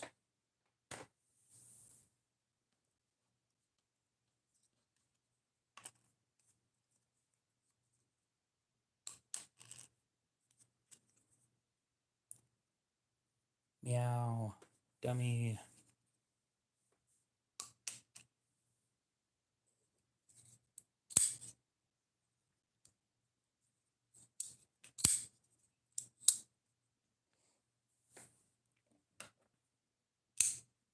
Yeah, I don't want anybody to feel pressured into supporting the channel financially. The channel's doing fine.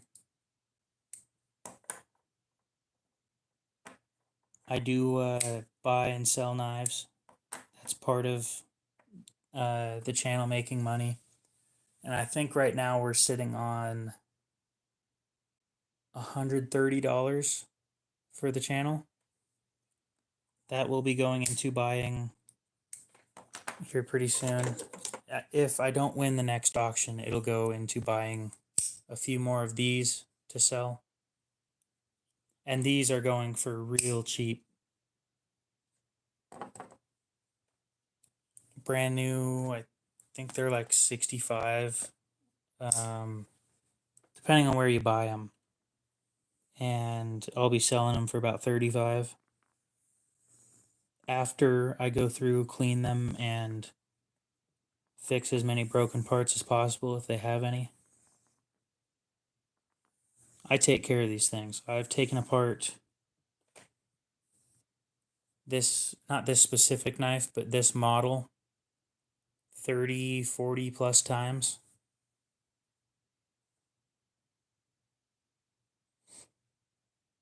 Well, I appreciate that. I try and keep things interesting, but not everybody sticks around very long, so what do you do?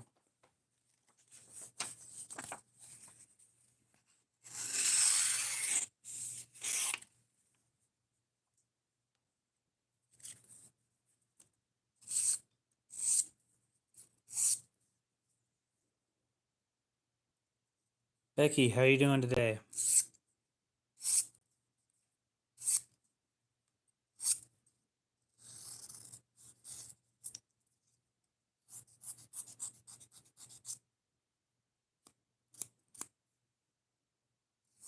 I do appreciate the lurkers as well. The probably 10 people that are sitting there not talking. It does help with channel metrics and gets more people interested in the channel. We are closing in on 1,000 subscribers, which is pretty cool. It will have taken me about 2.5 years to get there. And I'm hoping that it takes off once I hit 1,000. I don't expect it to, I'm just hoping it will. One of my buddies had that happen. He went from 1,000 to 3,000 in a month and then hit 5,000 like a couple weeks later. And then he stuck at about 5,500.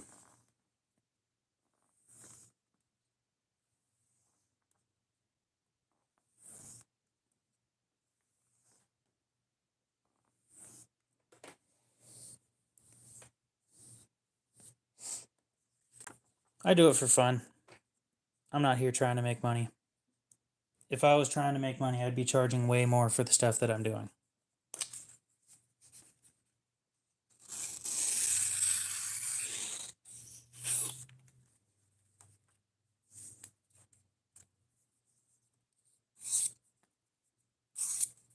It's funny because I had a few regulars saying I was stupid for selling things for the prices that I am.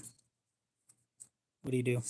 Not that one specifically. That one's priced pretty high compared to what I regularly do. But stuff like this one that I'm messing around with right now, this thing's sitting at 35. After shipping, it'll be like 45 or something. This one is almost brand new, other than some scratches right here, right there. The blade is, other than needing a sharpening, it is perfect. And there's that little bit of removed coating. Brand new, these are like 80. I'm selling it for 50. This one's the biggest one that I'm surprised hasn't sold yet. Kershaw Aridium. I'm selling it for 40. Brand new, they go for like 65. Probably the best one that's on my account up for sale right now. And for some reason, it hasn't been bought yet, which I do find really, really weird because there's a lot of people that seem to want it. Yeah, I won't buy things that I can't help. Like if it's got a broken tip, I won't buy it. But if it's got parts that I can replace, then I'll buy it. I'll fix it up and then I'll sell it. I make a little bit off of each one. Hi again, Becky. How you doing?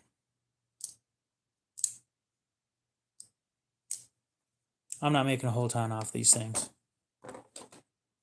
This one I'll be, if it sells, I'll be making a little bit off of.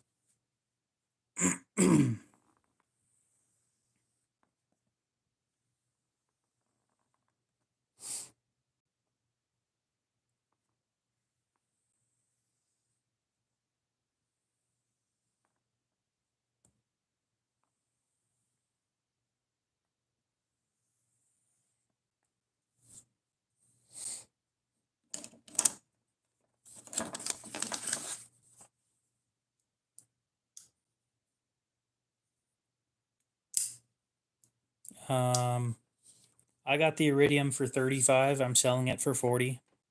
I'm making $5.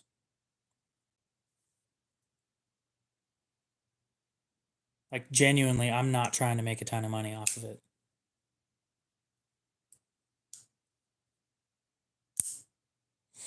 It's always that serious. Dun, dun, dun. And I'm selling it on, oh, you didn't ask where. I got it at a pawn shop.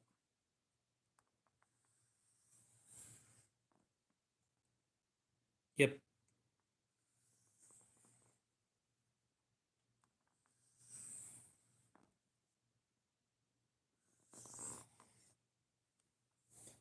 I'm telling you guys, pawn shops are the place to go.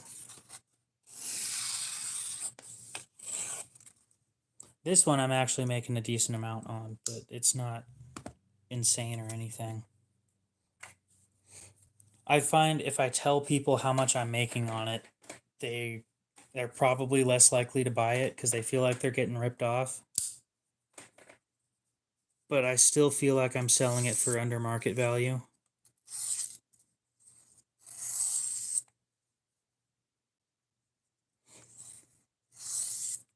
Yeah, so what I do, and you got to keep in mind, I've been going to the same pawn shop for over 2 years. I've grown a relationship with everybody that works at that pawn shop. They all know me by name. Every time I walk in, they say, "Oh, damn it, this guy again." But I get good deals. Now, I think, unfortunately, I don't think that that's going to be a common thing for everybody. But I built a relationship with my local watch place and every pawn shop owned by the same guy. Almost every pawn shop knows me in the area anyway. So I use that to my advantage. I tell them, they all know that I'm interested in knives.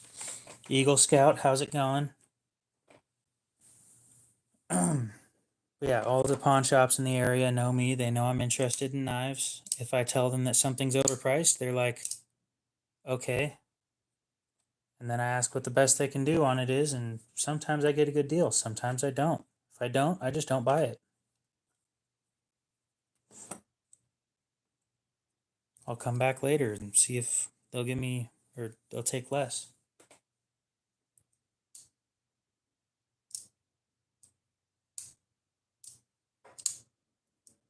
When I sell knives to the pawn shop, I take a loss almost every time. Almost every time. Sometimes I'm lucky and I'll buy one at one pawn shop and sell it to another and make money. It depends on the knife. If they know what, a lot of times they know what they have. Sometimes they don't. And I'll buy it from them and then go to the next pawn shop and then sell it to them again. Different pawn shops, but yeah. It's like the fastest way I can make $10. I drive like 2 miles and then sell a knife.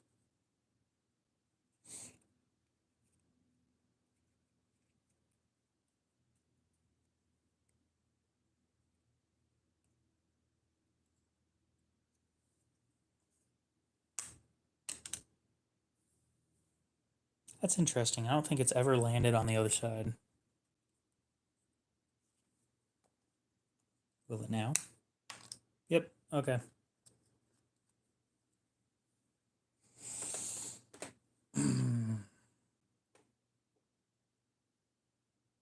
Oh.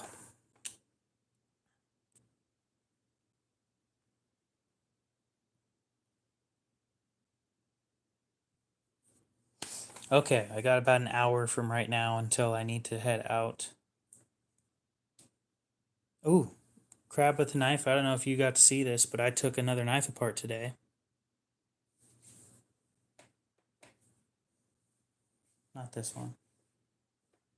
This one. I took the blade lock apart.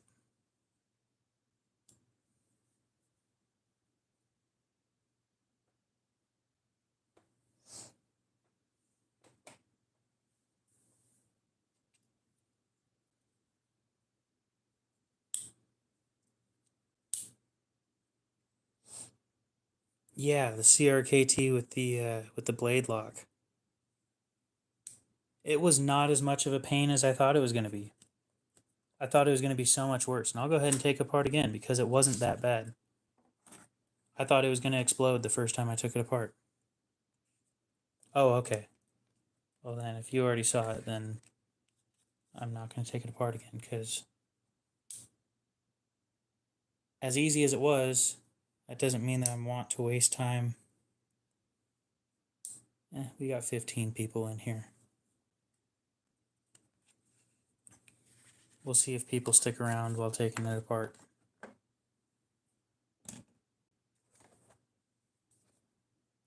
Move some stuff out of the way. Yeah, that screwdriver's still over there.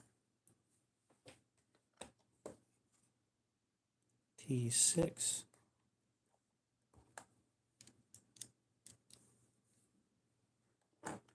I didn't even count how many parts are on this one.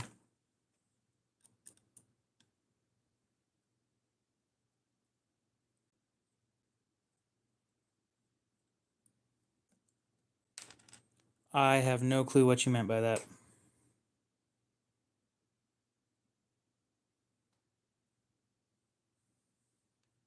I apologize.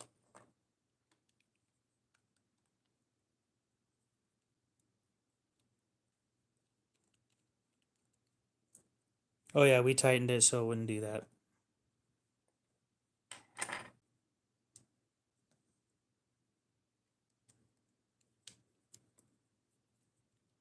I'm just curious if people are actually interested in watching me take these things apart. I could probably take apart 3 knives at once. Yeah, yep. Go ahead and take that lanyard pin out. Like, I'll bet you money I can take apart this and a Civivi and then put them both back together without mixing anything up. Because I stick things in places where they belong.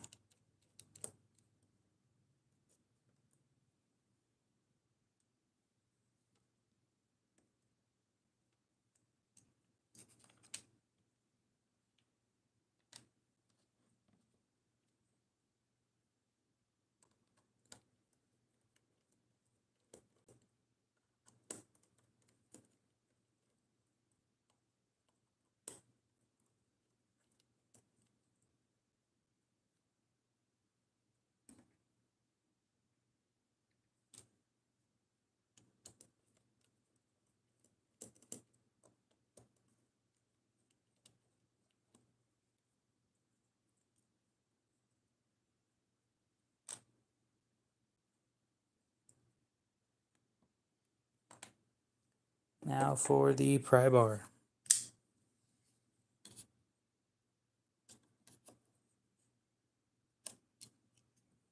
I call it a pry bar, it's not a pry bar. Don't use your knives as pry bars.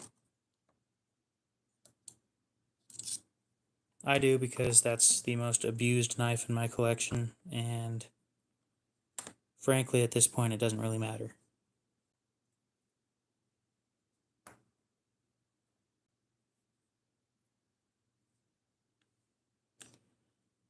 This was back in the day, back when they used OS 6, so I'd say there was a lack of innovation in the steel department because when was the last time you saw something new?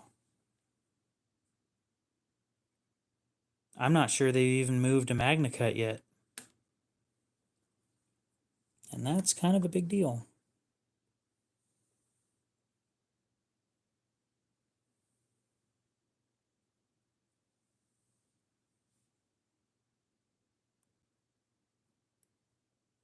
So yeah, this is how it works.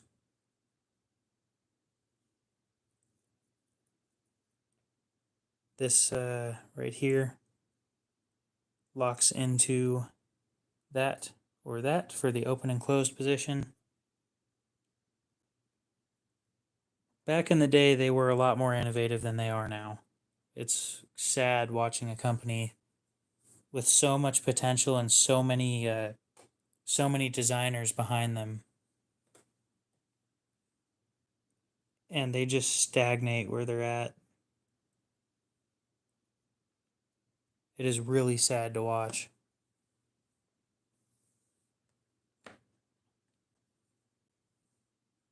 No, actually, I'm going to do that little challenge thing that I was talking about.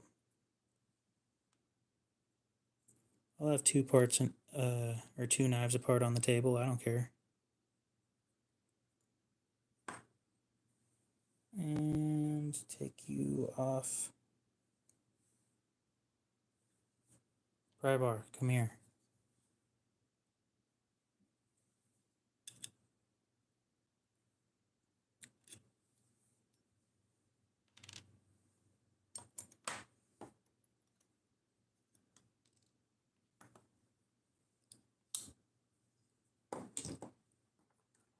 Savivi, come here. We'll take you apart too. They do have a lot of gimmicks. Most of these are T8s actually, other than these 2.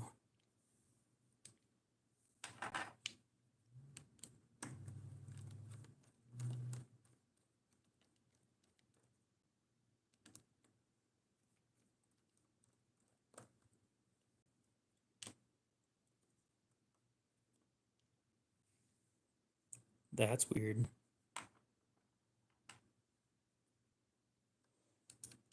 Nope, still staying with my parents. Average rent. Well, rent for a 2.5 story house here is about $3,000 a month. Apartments here are about $1,200 a month for a studio, which is a 1 room. So, yeah, not gonna happen for a while.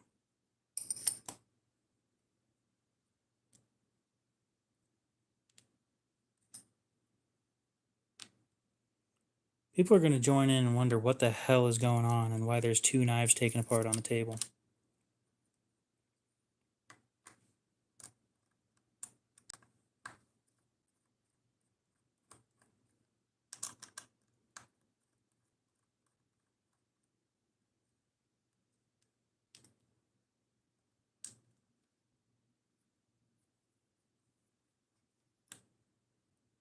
There we go.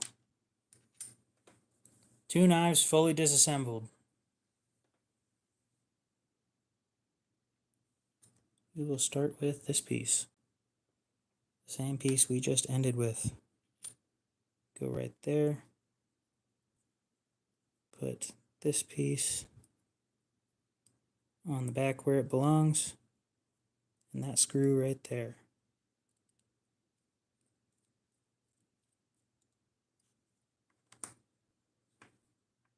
Next, this piece right there. That screw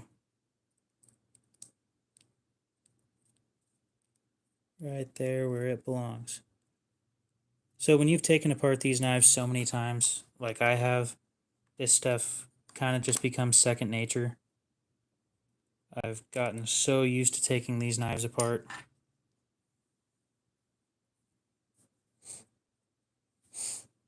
I do have a Speedcube at home. It's upstairs and I don't really want to grab it right now, but fastest I've solved a 2x2 was 36 seconds, and the fastest I've solved a 3x3 was 1 minute and 12.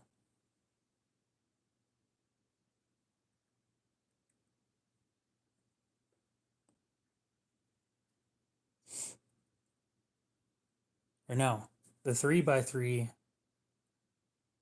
was 36 seconds. And the time before that was the 1 minute and 12 seconds. Then there was the 2x2, which I did in like 24 or something.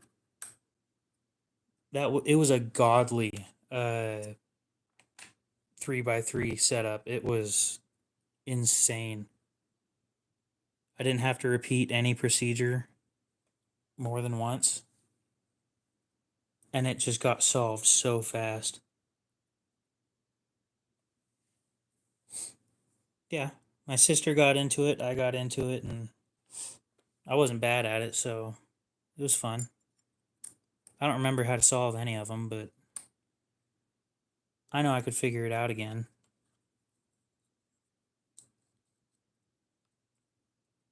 Of course, I had to look up how to solve the 3x3, but I figured out how to solve a 2x2 without help, so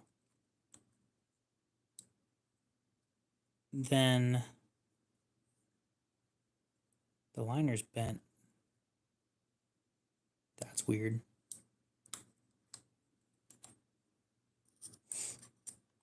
Of course, I looked up faster ways of how to solve the 2x2 because at that point, you've already figured it out. You might as well know how to really do it.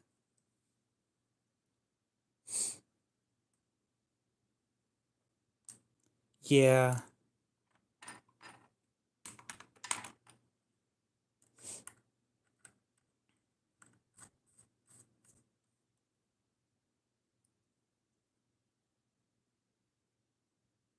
When you put it like that, one of my designs that I'm talking about lately might not work out as great as I want it to. Because it is basically just a torque sandwich. And the only thing holding the back spring in on the slip joint is the screw on the back.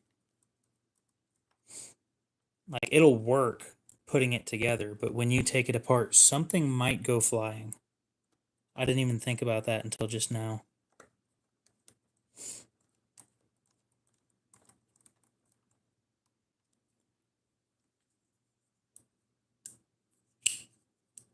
Beautiful.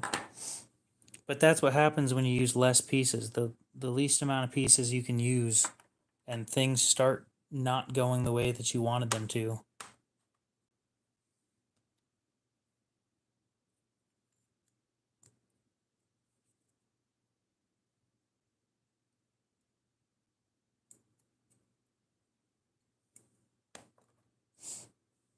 Okay. Get over here. Fine. Tweezers. Anyway, I appreciate you making me think about that because that might be something to worry about. Because there's inset pins and like you can't see the pins from the outside.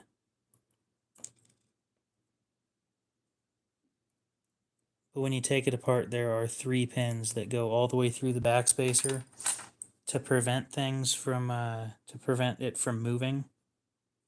The problem being when you take that apart, there's still tension on the blade, and either the blade goes flying or yeah, it's inset pins on the inside. You won't see them on the outside. All you'll see is 2 screws on the outside on each side.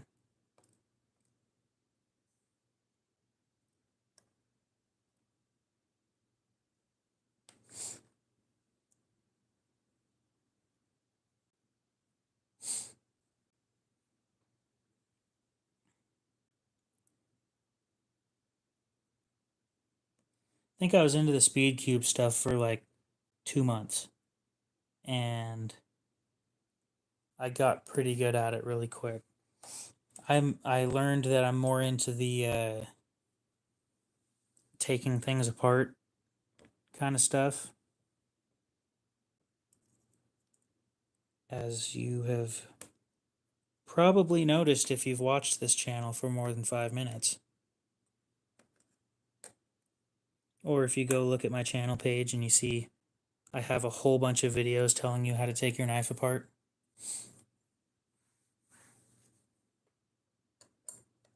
See, I don't like the whole... My problem is I suck at remembering stuff. Alright, so...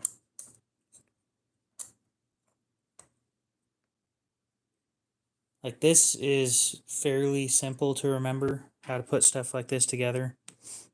But memorizing algorithms was not my strong suit.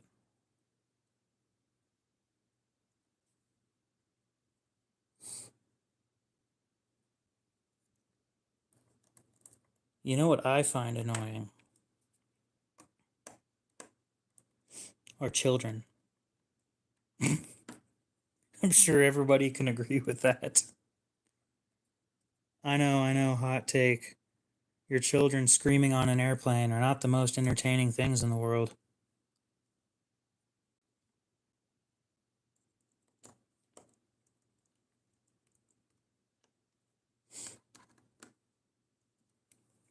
And hear me out. Hear me out. Finding a way to make children go to sleep is peak ingenuity. Because, oh my God, when your child is on the airplane or in a bus or, anything where they're screaming in public, I like the thought of embarrassing them to make them stop. Where the parents, when, let's say you're in a grocery store, they throw a fit because you won't get them a toy. So you throw a fit because you won't get them a toy. It's great because then the kid is sitting there more embarrassed than the parent is, and the kid just wants to leave.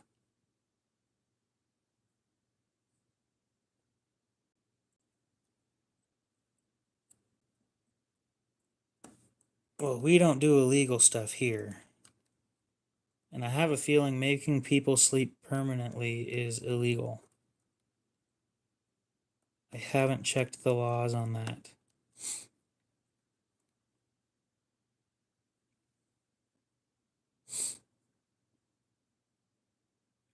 So I don't do pictures, I do videos. This stuff isn't as complicated as watches, and I understand watches are extremely complicated, but I do videos the whole way. You need to make sure you have enough space for the whole video. My videos, 30 minutes is about 2 gigs of space. If I run out partway through, then I'm screwed. For a pocket watch, I'd expect it to take 45 to 2 hours.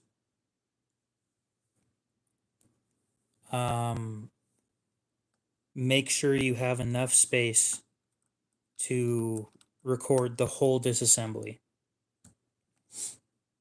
Do you take the mainspring out of the barrel, the mainspring barrel?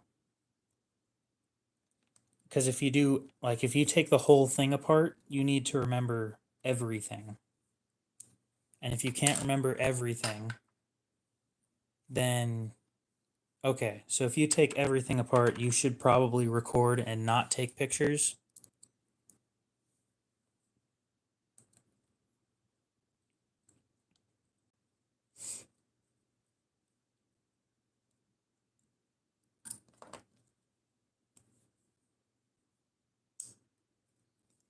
Okay, we're going to go for centering, which is where the blade sits in the center. I don't know why I explained that, but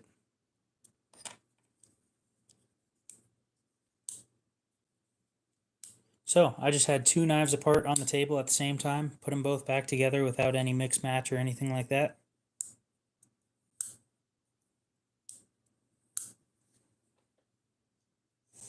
And like I said, I could probably do like up to 3.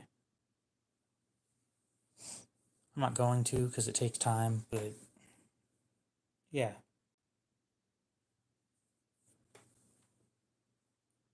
One of the more interesting pieces I have that you guys might find interesting as well is this one. It's a double detent, so it doesn't have a lock. I'll show you guys how this works. It is pretty interesting.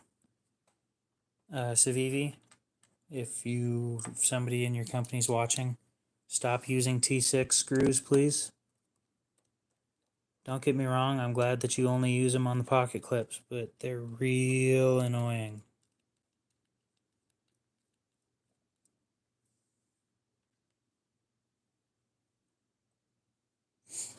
Okay, move over to T8.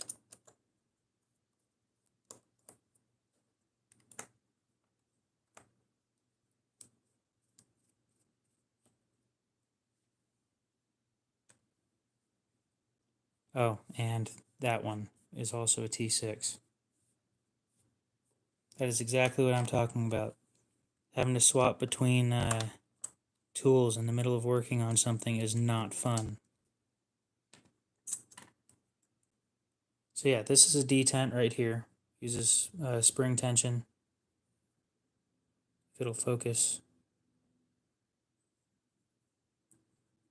It uses spring tension and this ball. This ball will sit in.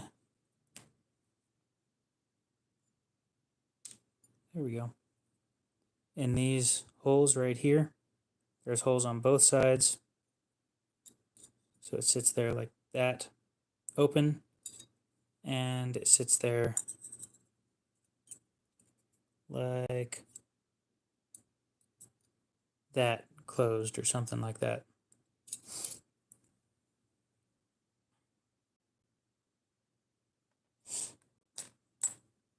So let's see. I've been doing it like 14 years, if it's a watch with a chronograph or something. Yeah, I've done so many knives that I don't really have to worry about it. Phillips and flathead screws strip easier. It is easier to strip the head on those screws, and then you can't put the knife back together. So, I don't know about you, but I would rather... That is real loose. We'll check that out.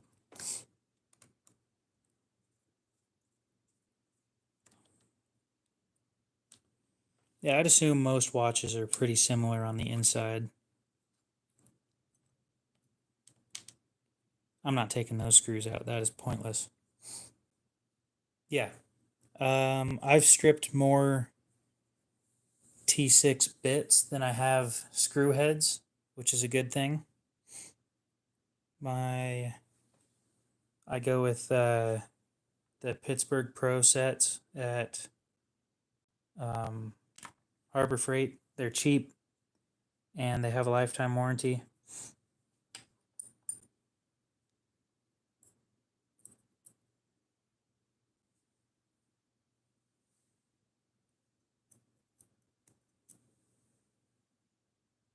Yep, they are Torx bits.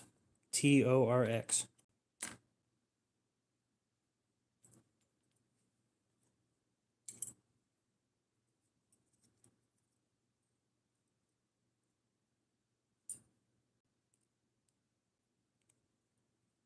Torx bits are measured in... I don't know what they're measured in. Yes. All my designs that I've been working on have T8s only. I don't mess with T6s.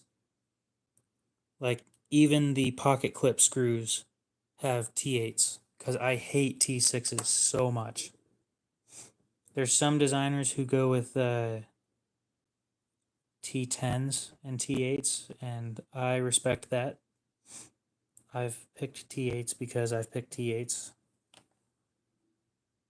They're just better than T6s.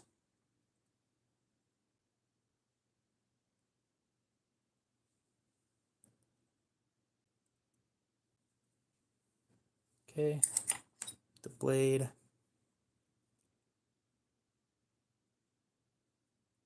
Unfortunately, you can't use this stuff on watches, which would be really cool, but it's food safe, so it decomposes pretty quickly.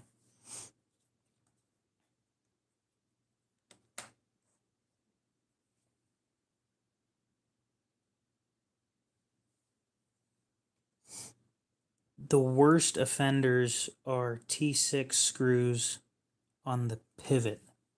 That pisses me off beyond belief. Why you would do that? Like, that's the part that gets the most use. If something's going to loosen, it's the pivot. Pocket clip screws are a close second, but if the pivot is a T6, it pisses me off so much. And it doesn't, I don't come across that often, but when I do, oh boy.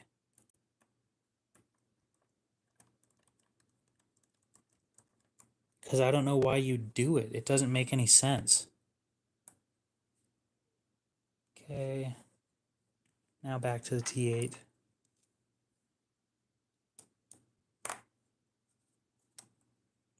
Of course, I always go backwards at first when screwing things in. Prevents issues. I think I've only seen it like 3 times or something, but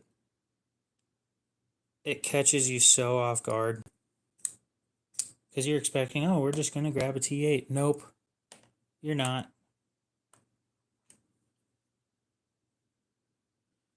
It's like those fuck you in particular memes.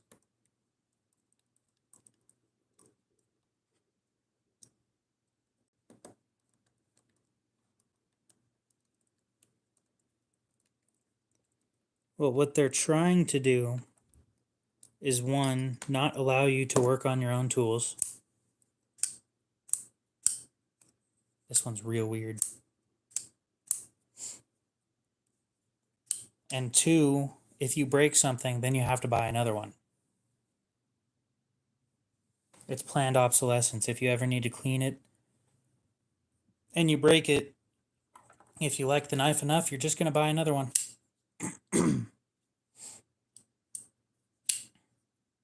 Civivi does, they do T8s all around for the most part, other than the pocket clip screws. But the pocket clips aren't free if you do break one. CRKT does T6s everywhere except for the pivot most of the time.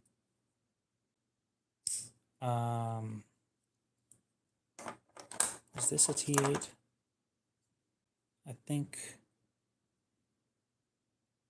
I think this is one of the ones that was a T6 right here. I can just check real quick. I didn't know you left. Yep, this one's a T6 on an assisted knife, no less. Look at how tiny that pivot is. That pivot screw is tiny. On the other side, it looks like decent. Why?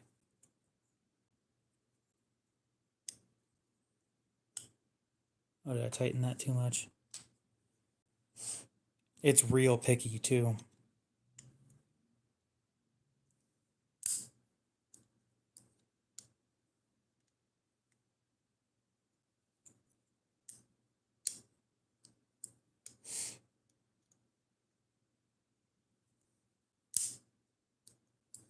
Okay. It is so weird. But I fully cleaned it, like fully took apart every part of this thing and then put it back together. So hopefully the next person won't have to work on it.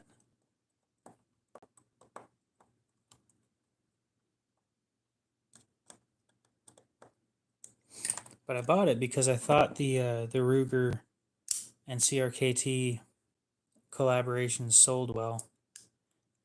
It doesn't seem like it. It hasn't sold since I put it up, but it hasn't been up for like even a month. So I don't know.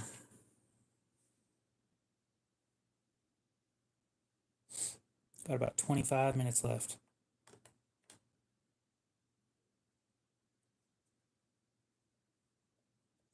What else should I take apart? I could show you guys how the Kershaw Leek works. One of the most, this one's up for sale, by the way. Kershaw, they do T6s everywhere except for the pivot. The pivot's T8. No, I don't have to take that off at all. I'll just leave that. but they also send you free parts. So if you break something, you can replace it yourself. It just takes like 2 or 3 weeks for it to show up. I'm assuming because they get a lot of parts requests. Because when I ordered a new spring for this knife specifically, it took 2 weeks to show up. They shipped it, and it took 2 days once they shipped it.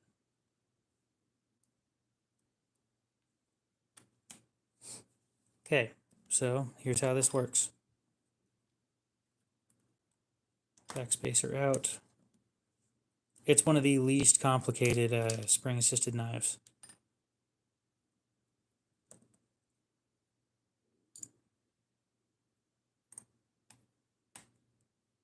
Okay. Okay.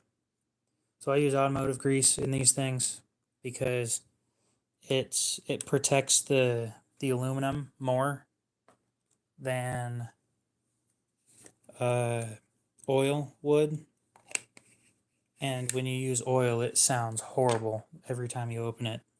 There's a grinding sound every single time you open it if you use oil. So we're going to clean up all these spots right here to prevent people's hands from getting dirty. Then on this side, we will wipe up the oil right here that I use for the pivot, because unfortunately that seeps through. Okay, so when this is closed, when the knife is closed, this sits right here with tension against the spring, and this spring right here, this end gets forced over here while it's closed. I can tell you that story after I'm finished with this. And then when you open it, or when you push it past this point, it cams over and forces itself up. The tip of right here sits in that hole on the blade, and that's how this works. When you take one of these apart, you have to have it open. If you don't, then everything goes wrong, shit goes flying. So have it open. You're welcome for the heads up. Real easy to clean up. A little bit of oil right here.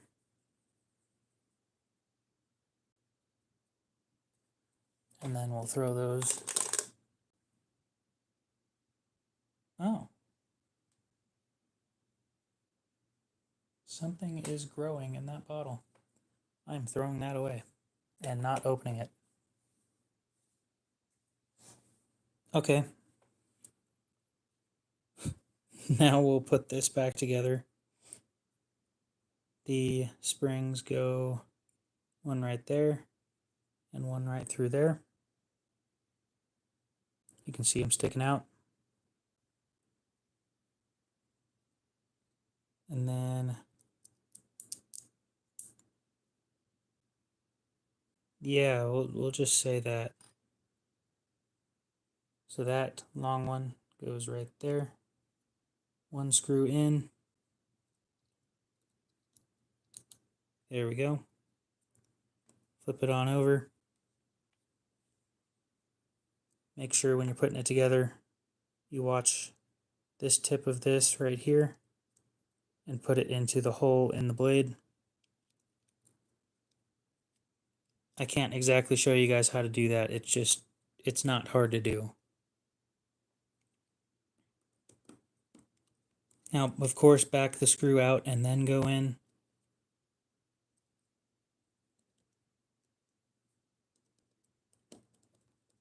Ooh.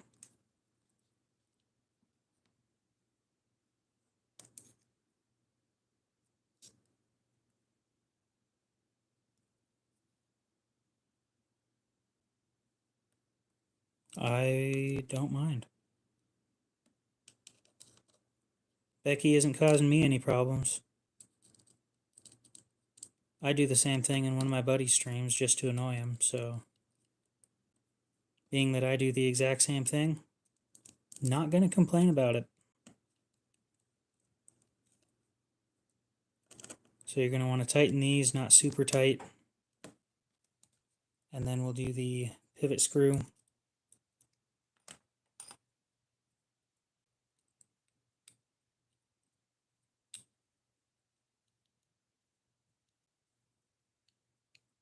You're gonna love my story on how I got into knives. Went to a store, said, hey, that's shiny, I want that. Walked out with a new knife. It's a little deeper than that. I got my first knife when I was 7 for Christmas.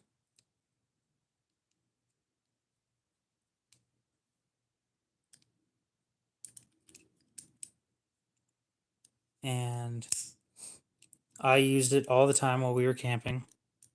I used it for carving mostly because I like carving at the time. I don't really mind it now, but I was really into it back then because I have a knife now, and it's so fun to make a stick pointy. Whoop-de-doo, am I right? Anyway, I was using that knife. I'd been carrying it for like a year at while camping, and I broke it. It was a cheap Chinese made one. Anyway, one of the people that was up there with us while we were camping replaced it with a Victorinox Swiss Champ. Those sell for about $100 nowadays. The guy that gave it to me passed last year, unfortunately. But still have it. Haven't used it in a long time, but it is a solid, it's a big knife too. It's like that thick, maybe thicker. It's got 20 tools, just an overall solid knife, 2 blades. And you know, it was too big to carry every day. So I don't remember what my third knife was. But eventually in 2022, I was out doing some door knocking in a different state and started getting into knives. Or maybe it was on the way home from one of my road trips where I started buying knives, and I bought all the cheap ones from the gas stations and stuff. And I'm like, this looks cool, so I'm going to buy it. And over the years, I started getting more into it and seeing that different steels were being used, and steel is a lot more interesting than I thought it was. So I moved to more worrying about quality and what steel that they're using, and that's kind of where I'm sitting at now. I've been doing YouTube since January. Actually, I don't know when my first upload date was. I've been doing YouTube on this account. This account was made in January 15th, 2023, I believe. So I'm closing in on 2.5 years. It's taken me this long to get anywhere near 1,000 subscribers. Of course, I still have my little thing commemorating when I hit 100. It was a big deal to me at the time. I got myself a CRKT minimalist to celebrate my 100 subscribers, and it says 100 subscribers on it. Well, I hit 500, did a giveaway, a Gerber Affinity with a copper patina that I did. And then now I'm closing in on 1,000. And I'll be doing another one at 1,000. The 1,000 subscriber giveaway will be, if I can get one, a QSP Parrot with a custom finish from Jimmy Crow. This Citizen Eco Drive, which it's used, but it's a solid watch. And I think I also said a silver dime. I'll ship anywhere in the US. You'll get it for free, and it will only be open to US, unfortunately, because what's it called? Overseas shipping. There's a lot of custom stuff involved, and I just don't want to fill it out. I don't like paperwork. That's like my least favorite thing ever is paperwork.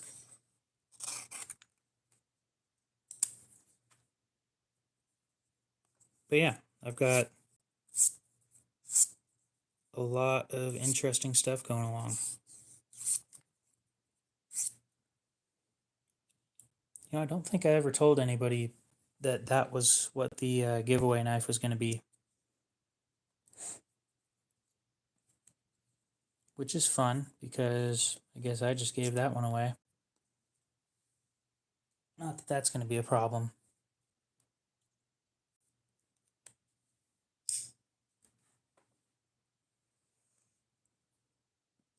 Anyway, if you guys are interested in supporting the channel and you find something that you want on my Blade Binge account, feel free to buy it.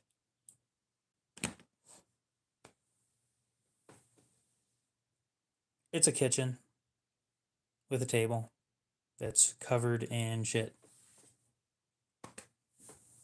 Plants, bags, a lot of empty water bottles, candy, 30 knives, bottle of isopropyl alcohol, and a lot of boxes. Wood floor. I mean, but I don't know what else to tell you. It's not an interesting room. It's just a kitchen.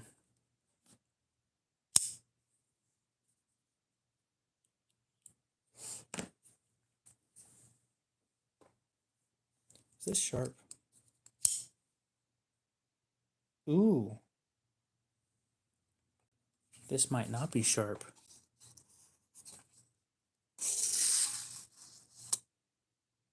That's interesting. I've never seen that happen before. It just stops. Okay. We have something to sharpen, everybody. I didn't even think about this one. It's another Kershaw Leek. It's mine, though, and it's not for sale. I got this thing for a killer deal. Actually, we'll start at the 600. The Kershaw Leek 1660 CF in CPM 154. Cheapest knife I have is this one from Walmart. It is $4. And the most expensive one is upstairs in my room. It is $450.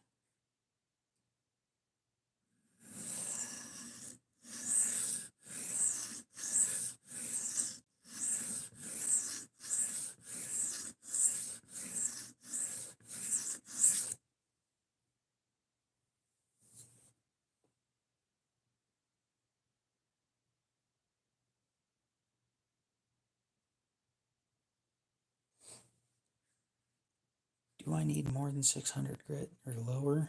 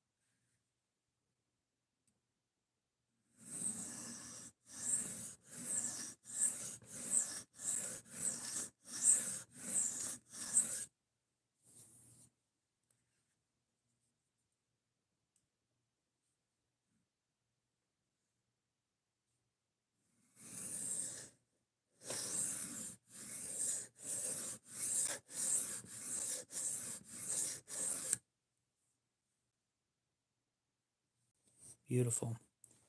We'll move up to 1,000 grit because it's not coming up with a burr, but it does look like it's sharpening nicely. I say, don't tell me I already cut up all that paper.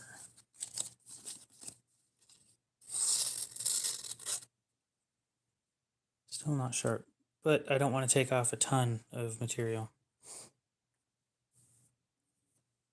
I watch YouTube a lot.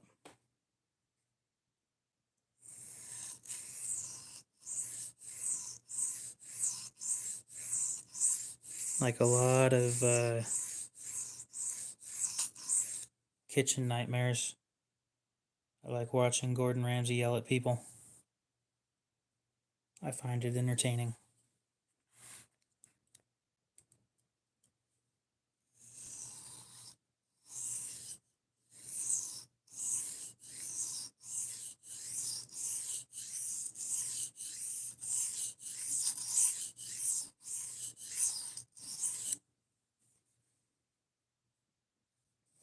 And I haven't uploaded a video in a long time. I got sick a while back and I just don't have enough space on my phone anymore to actually record the video.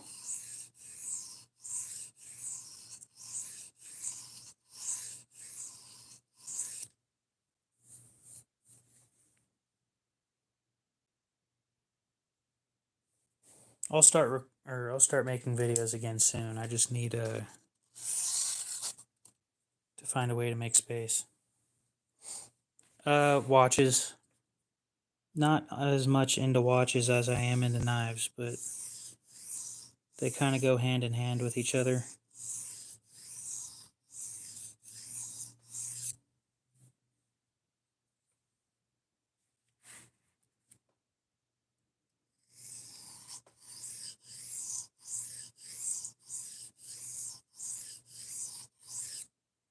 I'm just glad I didn't get into flashlights and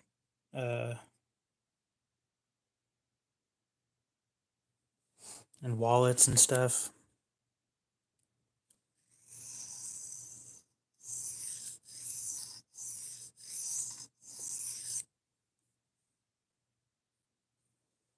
But yes, those are hobbies too. So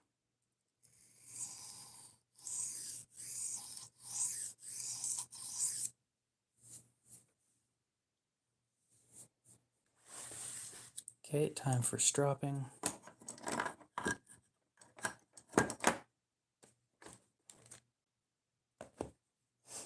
Flashlights, I figured out flashlights get extremely expensive too. Like 500 plus for a flashlight.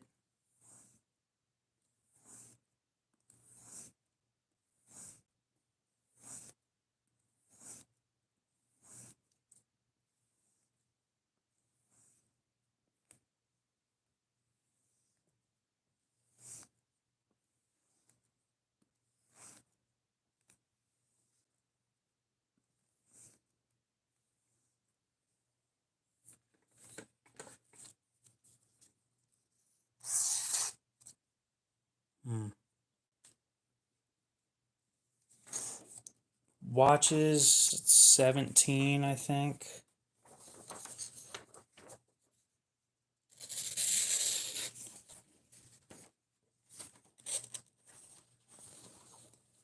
It's not as sharp as I want it to be. Well, that was interesting.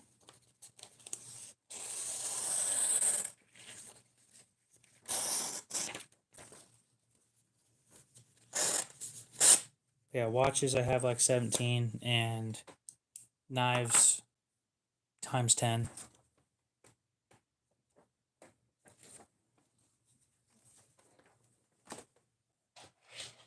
Oh, God.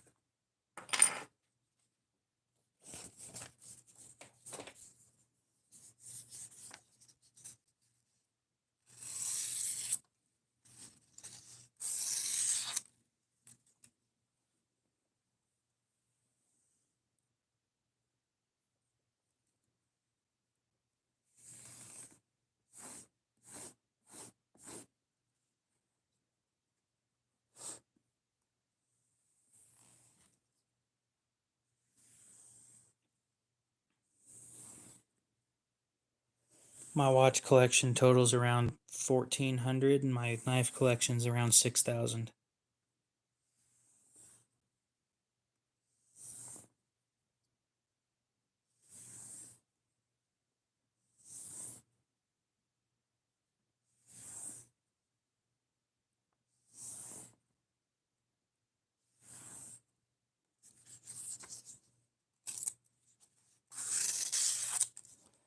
Yeah, it needs sharpened more.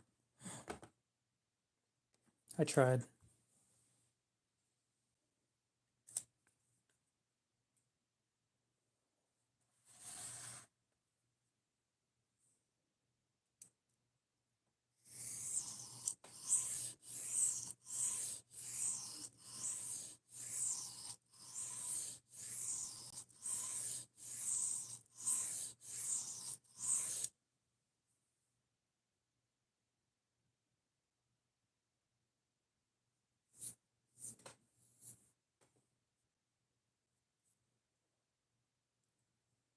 Yep.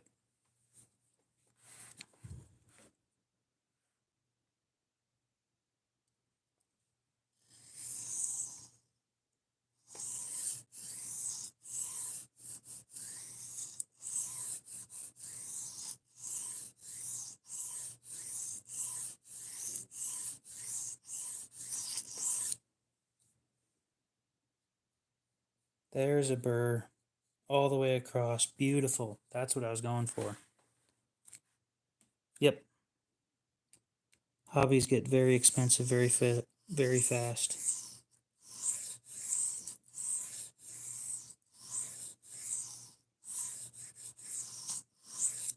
If you want a very expensive hobby, look into race cars. Those get pricey very quickly.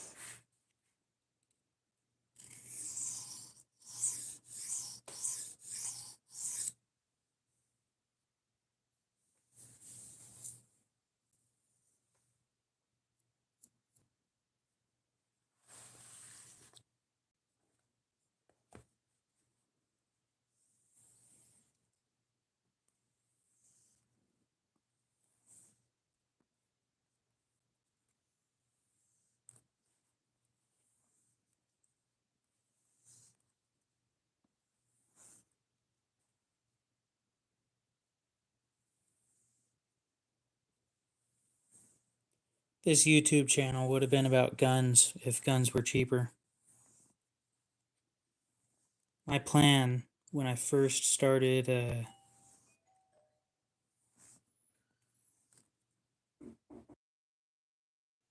I'll be right back.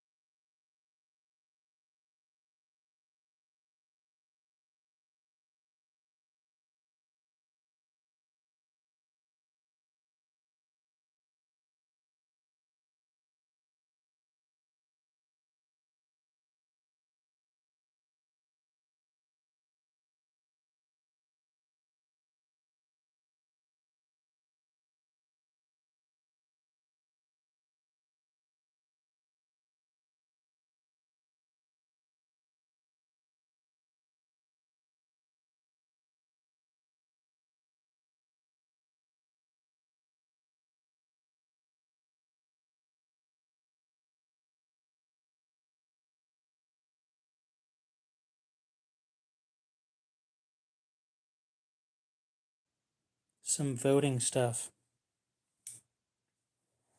No, racing.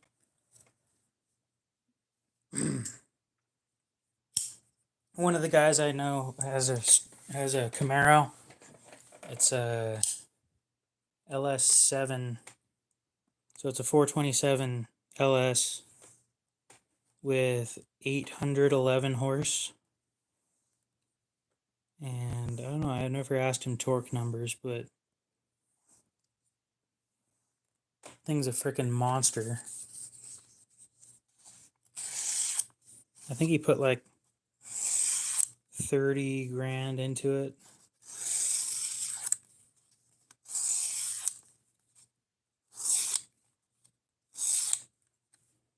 It could be sharper, but what is wrong with it?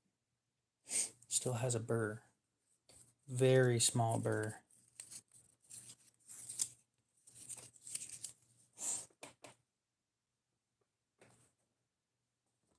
I'm not going to say racing's inexpensive, but it can be.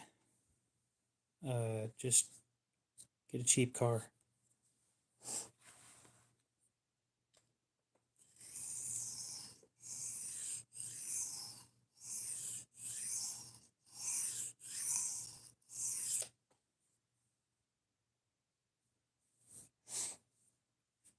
Well, I'm going to end the stream here pretty soon. Family's about to get back. So once they show up, the stream will end fairly abruptly. Because I got to help with bringing stuff in the house.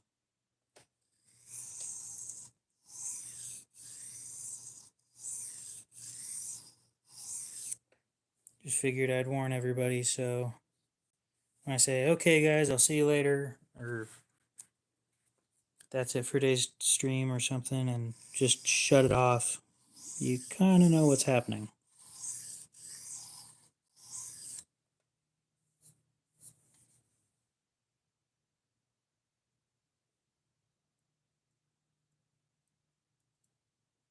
I don't know, I haven't asked him how much he put into it. I just know that it's not cheap.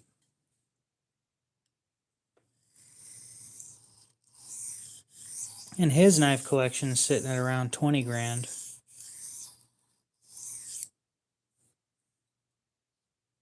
All of his is expensive stuff though, so.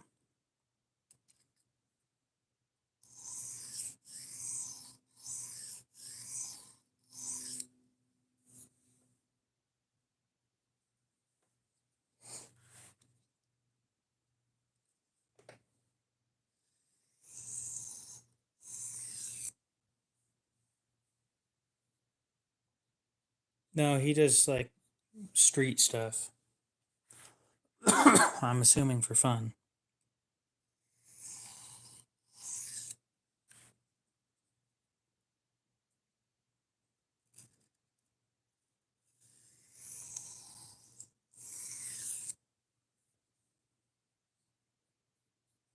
Getting into that high level stuff is way expensive. Better.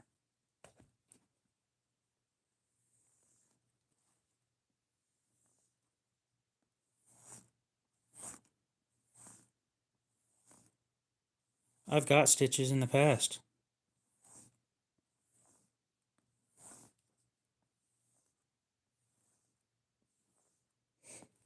I've gotten some gnarly cuts over the years. It's part of being in the hobby.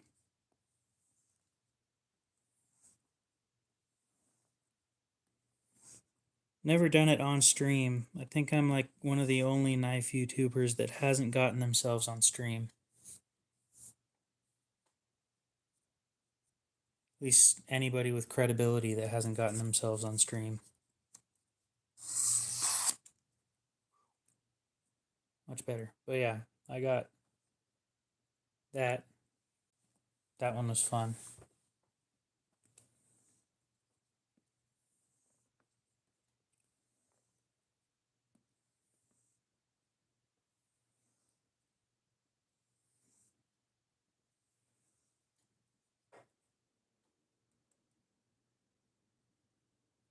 That actually would be kind of funny.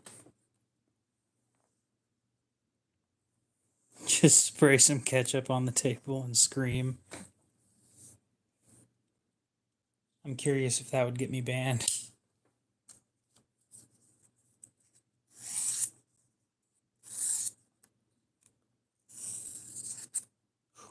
Oh yeah, much better.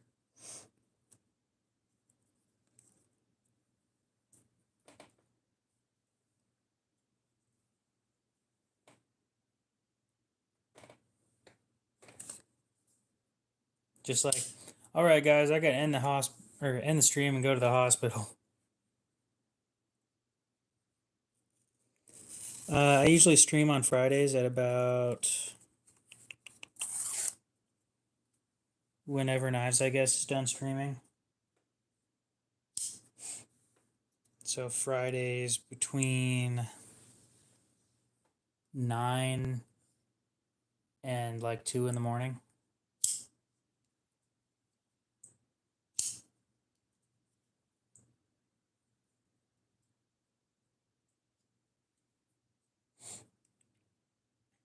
It's not easy to cut toilet paper with a knife. It isn't. You got to have a really sharp knife to do that. Unless you're just sitting there picking at it with your fingers. So yeah, we got this thing nice and sharp now. CPM 154 was interesting to work with. I don't get to work on that stuff very often. Feels weird. Not as soft as the average leek that I'm used to.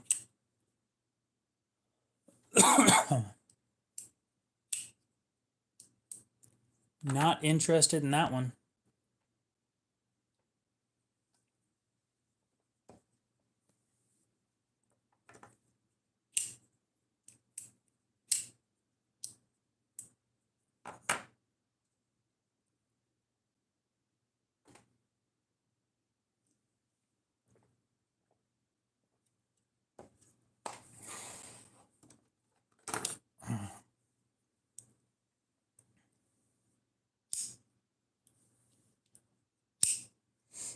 I mean, if you consider Ken onion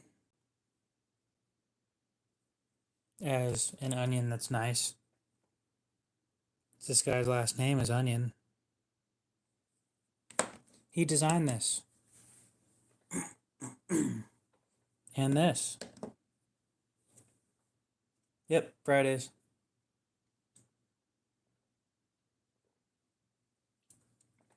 Friday nights.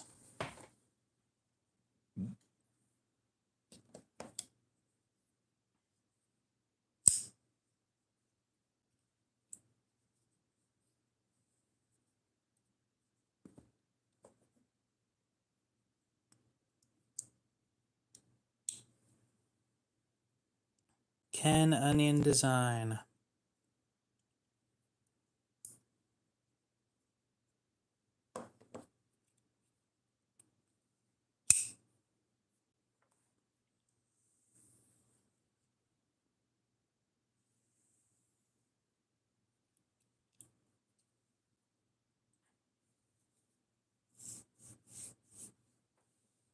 Don't think I have one of those. Got one of these though.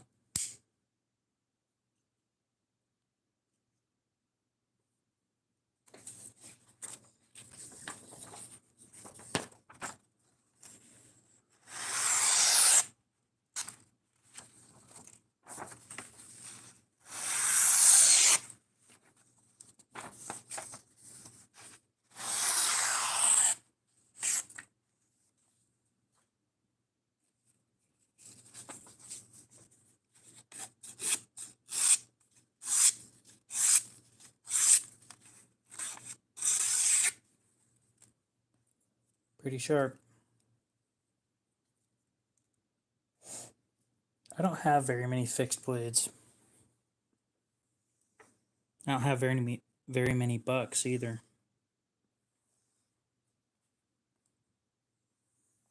I got this one for $10. So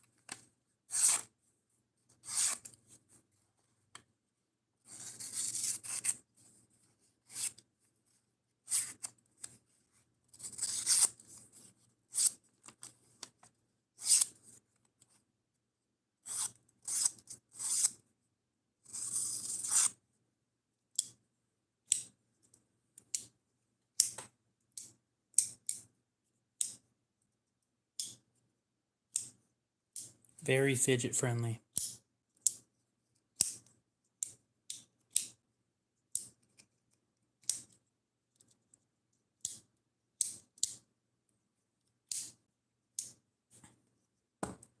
Gin Rhino. Fun to play with. I have a few autos. It's not my my cup of tea, but launch one. That's also up for sale.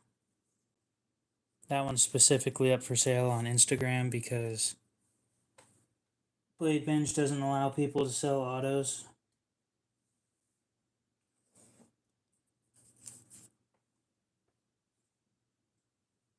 It's hard to find a place to sell automatic knives. I don't think I've sharpened that one either. Or maybe I did a touch up, but didn't do it very well.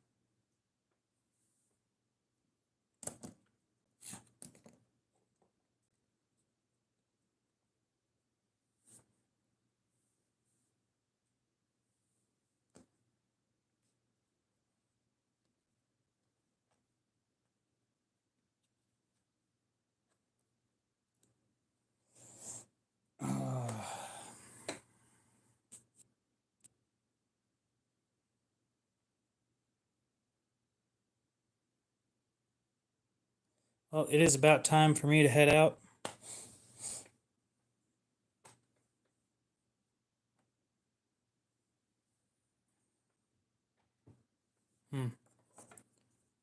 If they're selling them, it's probably legal to sell them. The thing is, most places it is legal to sell them. It is not legal to ship them to some places, and it's not legal to carry them, but you can own them.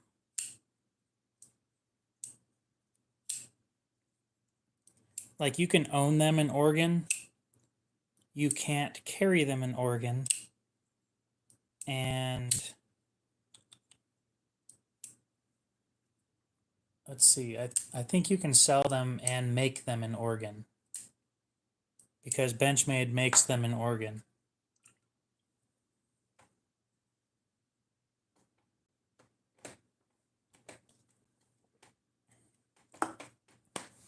Anyway, guys, thank you guys for sticking around. I'm going to go ahead and head out because family's getting home really soon. And I got to help carry stuff in. It's been nice talking with you guys. And Joe, it's been nice talking to you too. Everybody have a great rest of your day.